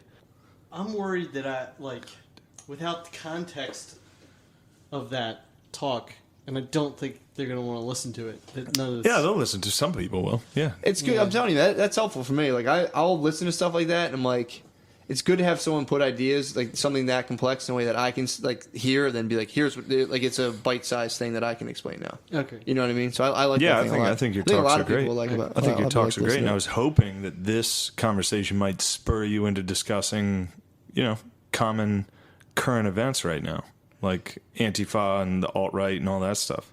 I think it would be good to have somebody do research and talk about it Well, with I a mean, rational. that's what I'm trying. Yeah, that would be good. It'd be nice to have somebody come out and not be full like the left is right and the alt-right are Nazis. It'd be nice to have somebody with the intelligence to be like, this is what it actually is. Yeah, but dude, the thing is that's the whole thing you're saying about the left. They'll just go clearly a Nazi sympathizer. As soon as you Yeah, of disagree course. with them, you can paint it out. You can put Yeah, of it course. as like plain as day. You could have read every book in the world and be like, I've read every single book in the world. Here's the deal. They're like, yeah. Yeah. There's literally so it's kind of that's wild, but Yeah. Anyway, I think it's got to be time, right? it's an hour and a half. Hour and a half. That's a long one, dude. Super That's a long. good cast. Thanks a lot, Steve. Oh, thank you for having me. Yeah, Fuck dude. yeah, dude. Oh, yeah. You got anything you want to say before we're done? Got any funny things? Who, me? Yeah, anything funny? Oh, you didn't tell me about those dorks at Punchline. Oh, my God. So I did this weekend. I was at Punchline Comedy dude. Club in Philadelphia. Yeah, throw that in, dude. Let me hear it. Do you have time? Do you have the energy? I have the time and energy. All right, hell let yeah. me hear So, I have this weird... My battle right now is that my girlfriend loves to... I'm trying to think how to phrase this. She'll have friends, male friends. And in my head, I'm like, these dudes just want to fuck you. They do. And I know they feel, man. I know it. Like, she'll be like, no, he doesn't. So, like, I get roped Yeah. in these weird situations with these weird dudes who want a girlfriend who've known her for a long time. So I can't be like, I forbid you from seeing this man. So, like, so she's like, we'll just come out. We'll all hang out. That way, you know, it's not weird. And, like, then I'll sit there with, like, and Shane, I'm happy you saw this. Yeah. Because usually I sit in these places. I'm like, dude, this guy. So, like, we go out. It's this dude. He was like a fraternity guy. It's like a black frat fraternity guy, like a Kappa, Alpha, whatever the fuck. And then he's with his friend. And these guys are effectively, in this case, the guy was just like a black nerd. Yeah. And he's a virgin. They're a bunch of Neil deGrasse Tysons. Yeah, dude, it was. There was a lot of There's like NGTs. two NGTs trying to finger Matt's girlfriend. This guy, his whole thing is he's 27 and he's a virgin. So in his head, he's thinking that, like, he's approaching women and being like, yeah, you know, I'm saving myself for the right person, but, like, I just want to get to know before we date. Like, if we went out, it wouldn't be a date. And he's like this weird fuss of shit. So then, like, we're hanging out. This guy, it's like me, my girlfriend, this guy who's silent and just pissed off. And then, like, his nerdy friend who's just like, this is great. So then that night, I'm like, dude, please stop dragging me out with these weird guys that want to fuck you. And she's like, he doesn't. Dude, 2 o'clock in the morning. We wake up that morning. She had a text at 2 in the morning. The guy's like, I need to crash. Oh, baby. Yeah. And it's just like, dude. Old Neil deGrasse, he was getting excited for the eclipse. He needed to go see your lady. He had to do something, man. That's such a weird thing to do. Yeah. Like, I'm your friend. And I was explaining to her, I'm like, dude, Yeah. like, this guy's crazy. He's 27 years old. He's a virgin. Yeah, no, my girlfriend has her friends in high school. Her core group was her, another girlfriend, and then these two guys. Mm-hmm. And that's been like their 4 good friends. And it's like, it was right when we started dating. They've all kind of split up since. I did a good job of... You broke that up? Dude, Good. My girlfriend's not going to movies with one of these guys. Nah, dude. Or something. No, I fucking... If she did that, I'd be like, yeah, go ahead. I don't give a... Those guys, they're all works. Yeah. They're good, nice guys. They're good, cool, nice, sweet guys. And it's like constant being like, this. You think Envy again? It's like, this right now. Tell him, yeah. Call him right now and be like, come over, I want to suck your dick. I'd be like, no, our friendship. He's going to come over and let you suck his dick. Instantly. Of course. In fact, Instantly. Go Before you out, finish the words. go drink with him. Yeah. Go out, just And that's you the other two, thing, go too. drink. Yeah, they're like, see come if he on, doesn't man. slide something, Yep. like a little comment in of like something asking about your dating life, something like that. Dude. That mentality is the. Just sorry, Jim. Yeah, no, go ahead. That mentality is exactly what I had for like probably the first 8 years of my dating life, and it was Friends that like the show that wrecked me because I just figured that's how relationships work. What? For like You were Ross and allowed to be Rachel, friends like, with girls? You're friends with them for a long time, and then you show up cafe and it's raining. Disgusting. God damn. Disgusting. And I know they're doing that. I know it. I That's- try to. Disgusting. That's exactly what's going on in this guy's God head. damn, dude. Yeah, you think it's like, yeah, we were for a long time, and then that just means she was someone else, and then decided to. Yes. That's what being in or- the friend. That's what being friends first, and then. Or, dude, if you say you angered your friend so much, and I was constantly like, that guy wants to fight, blah blah blah. If I did something to piss off enough, she might fight just to piss. Exactly. Yes. That's the sickness of it all, dude. You're in checkmate. Yeah, dude. You're immediately in checkmate. You just have to be okay with it. Yeah, Ugh, that's a tough I hate spot. that, dude. That's a tough, weird spot. Dude, I had that this week, so I had that going on, which I was just like, whatever. And the fact that he's a virgin is so weird. 27-year-old man, virgin, was in a fraternity and everything. It's like, dude, how did you do that? Like, if I don't jerk off for 3 days, my loins, dude, are just Yeah. like pulsing. Yeah, It's like you were telling me at 18, 17, 19, 21, all the way to like 24, you didn't come across one thing. because I saw him, and it's not like he's like tremendously overweight. Maybe he used to be like obese. I don't think so. Because other than that, it's kind of hard to get She laid. told me about like that high school long. stuff with him, and I'm like, dude, something's gonna come up. I don't know, the mystery deepens. But dude, at the same time, I was insecure, dude. I had a little ringworm on my dick. Came back. What was wrong with your? Dude? What are you talking I about? got ringworm on. You mean herpes? Ringworm. What's that? It's literally you know what ringworm is? It's a rash. It's I've a never circular gotten a ringworm on my. You know what a ringworm is? Yeah. Do you know what ringworm is? I mean, I've heard of it. Yeah. And I know I wouldn't- can get it from It's doing literally a jiu-jitsu. perfectly. You can't get it from jiu-jitsu. It's a perfectly circular. A lot of wrestlers. So I've got it before, like on my legs, playing You got football. ringworm on your dick. Any ringworm on my dick, dude. Yeah, so I had to like seriously figure out how to get rid of this. Did you Little think you got antifungal cream. it? Do you think you got it from your wax? That's the question. Do you think it could be your wax? And I wanted to bring this up to my listeners, dude. If you've been on a heavy don't dong wax buy regimen, Matt's fucking wax. that's what I thought, You're dude. A getting lot ringworm. like, dude, like Steve Jobs, same thing. Like, you know, he had a couple favors. So I think from keeping my constantly moist, it may have, For sure. it may have, You've but been rubbing oil on your dick month Every Also, day. How great is that? Is Night like and day. how sick would it be if you made a commercial, like a pharmaceutical commercial for your world famous dong wax? Then it just ends with like side effects may include ringworm. but here's the thing, that's, dude. That's a big side effect. I think it goes deeper than the wax. That's my problem. What do you I think that's it. You need more. It's not that I was wrong. It's you because- need so- more so- because you need to double down. I didn't even get into this. So I was so fucked up about my weird ringworm. It's a Yeah. tiny little thing, dude. It's been noticeable, but I know it's ringworm. I got it once before, and then I have this dude sniffing around. We can't even have like I need a sperm competition, dude. I need to scoop the it's in my head. So we couldn't even have. So I tried to go tanning because I read that sunlight will just crush this shit. Sunbed. It was closed, dude. Which I felt so gay walking. You know, I felt so gay Oh, walking to a tanning I had a booth.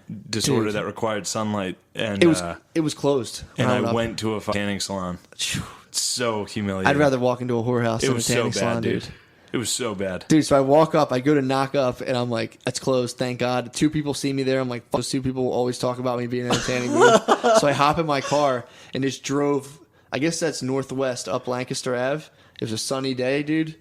Flopped the bird out, dude, and just drove like 3 miles and let my bird cook in my car. I That's just crazy. cooked it. You just drove with your dick because you have ringworm on your dick. You're just driving around with your ringworm out. And I was in like, Jesus if I drove the other way, I was no sun. So I like drove one way. I'm like, I'm getting good sun. Let me see what I get. No sun. So I just Should drove have parked. all the way up Lancaster Ave. And I came into a red light. I'd throw my shirt over it. And then as soon as I hit the gas, dude, shirt was up. The bird was standing.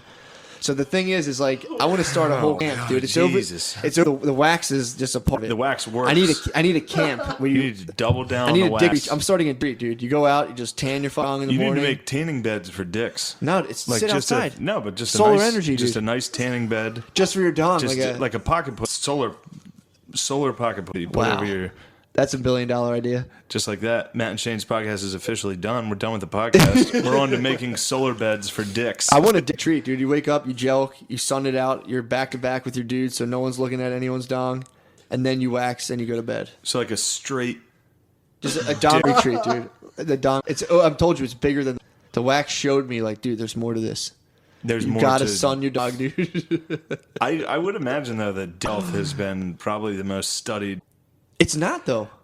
Throughout ancient, every culture was like, yeah, our.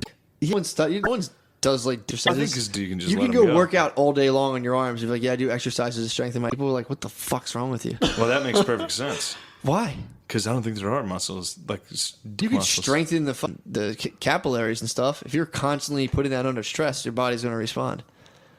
So Yeah, you're like, we that's- know all this stuff. that's We know jelking. about dicks, dude. That's but it's jelking, like right? it's jelking. You can stretch it. See, you I can have- sunbathe it. You gotta sunbathe your hog, dude. That's my new thing. I'm off the wax for now. No more wax. I'm catching rays in my car. If I hit sunlight, I'm like, yup. next week, Yup. Matt's definitely going to be getting bailed out of jail for indecent experience. Dude, but it is pretty scary. Like anyone in an SUV can definitely see your dick. I was driving by other cars, seeing like if I could see their dick was out. It's like You can't see dicks. you can't unless You can't. if someone's in a Unless truck it's a truck, yeah. or an SUV. Tough because of the roof. Or somebody like Lancaster Avenue. Oh, So if yeah. someone, dude, and it's so hard to drive and not look at your body driving. So I was like, oh, so that was my weekend in a nutshell, dude. That was your I was weekend. battling black nerds. I was trying to sunbathe my so I could hop back in the game.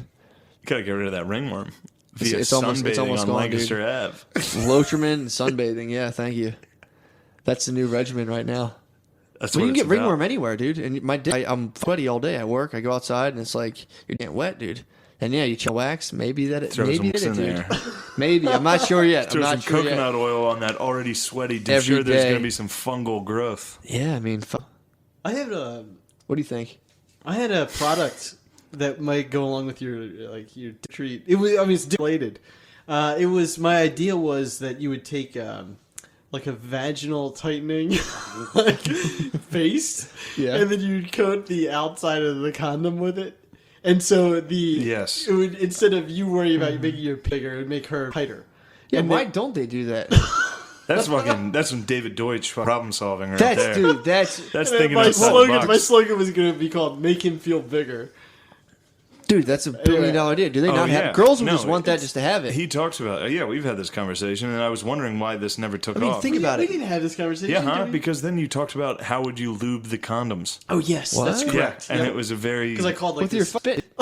no. He's Next. talking about lube them with the gel that. Shrinks of it. Yeah, because you call like the Chinese manufacturer that does like the bulk. You've got to combine this. They're gonna bulk steal so- that idea, dude. Chinese. That won't make it past the The bank. Chinese will get a hold of that. Dude, do you know the Chinese side very often? True. The Chinese in public. Yeah, Shane showed me. There's a That's lot. something you need to know. There's at it's- least 50 Chinese people shitting outside. That's Oh, actually an like epidemic. in America. in like malls. Well, no. Well, yes. Now that they've moved to America, Chinese immigrants will in malls and at airports. And like if you have to to them, it's the same as like the same as when you get drunk or something and pin like an alley. So you've read this. It They'll wasn't just, just No, this is very What? real. I know all about this So they Chinese just take dumps. Chinese yard epidemic, dude. They'll shit yard. They'll shit in the front yard. So they'll just shit anywhere. They'll shoot. There was Google it. There's people I that are like believe you. traveling to China, and they'll be like, one of the biggest things that was a big jump for me was that there's human feces a lot, like on the streets. Like you run Dude, into that's so gross. areas where people just. Ew. Yeah, dude. Dude, I was telling you about that story I read earlier about the. Told you. Hey, dude, I read that story earlier. There was somewhere in South Africa where there was this guy who he rolled into a town. There was like the equivalent of like a shaman. I forget what they called it. It was some different word for it. But there was like a spiritual leader. This guy rolled in, allegedly killed the other spiritual leader. And was like, all right, I'm in charge now. That guy clearly displeased like the hooba boo boo whatever.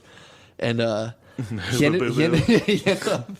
ended up like he had all these parishioners, and he was like, "You guys got to go dig me up corpses, dig me up bones. If you dig up bones, it'll make you stronger, and if you dig up like graves and give me body parts, then like it'll make you rich, and like you'll get money granted to you from like luck and good fortune."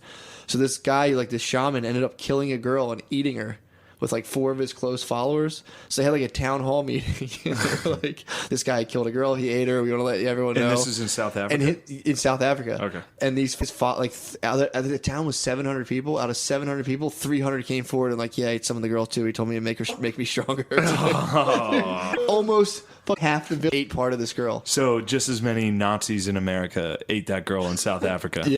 Dude, how funny! It's still this world. He's like, yeah, but if I dug up the bones and brought it to him, it'd make me very strong, and my children strong. Dude. Yeah, like, dude. Holy, Yeah, and people want to change America. dude, that is funny to And think. South Africa is not that bad of a country. No. Like I mean, what GDP part? wise Yeah, exactly. and all that. It's like I mean, this was a rural, like far off yeah. village. It's like you're near Swaziland. But imagine that, because they had a call town hall, and you're watching like South African TV, South Yeah, African yeah. CNN. It's like, ate that girl, huh? And you're like, dude, 300 people It's ate like, her today, too. bro. It's like a man ate a girl, bro. I thought that's wild. We should wrap it up, right? This is a late one. Yeah.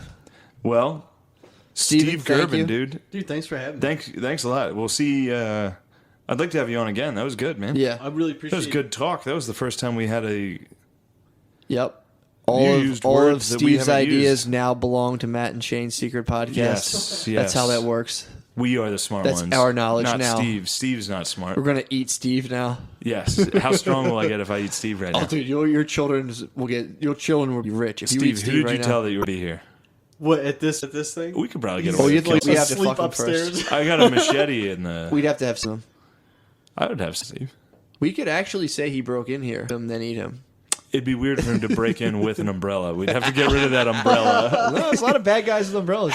That's how you know The Steve's. Uber trip directly to Yeah. That's how you know Steve's smart, dude. He has a umbrella. I refuse to carry them. Umbrellas yeah? are for gay pussies. I swear, and I wish there was like part of me that didn't believe this. And to me, It's if I see true, a dude. guy who carries an umbrella, I don't give a fuck. Guys on an umbrella. Me personally, I'm like, if I'm carrying an umbrella, I'm like, girl, you're a girl, you're a big. I can't carry one. Is that Same right? with bicycle. If I do a bicycle helmet, like I'd rather. You can't But have there's a worse helmet. things than death. You might just. Be But like, see, "Oh, I True. feel the same way about riding a bike.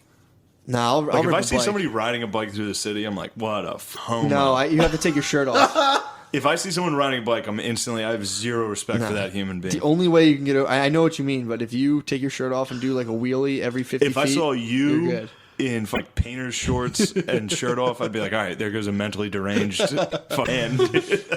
All right, come on, we got to end this. Wrap it up, Stevie. Steve. Thank you, Thank you so much, dude. You're the Thank best. you. Thank you. Matt, you, dude. listener, suck our. Tell us who's smarter out of me and Shane, dude. This was our knowledge off. Was this our knowledge off? Yeah, Then you don't want to rewind it and listen, dude. it's fine. You got knowledge hard. Yeah, right. I Dude. knowledge your Me and Steve, plunged me your- and Steve are basically I cahoots saw the you whole fight. time. You should, listener. You should seen the way Matt was longingly looking at Steve every Yeah, time fucking admire the man, Matt's dude. puss wet. Huge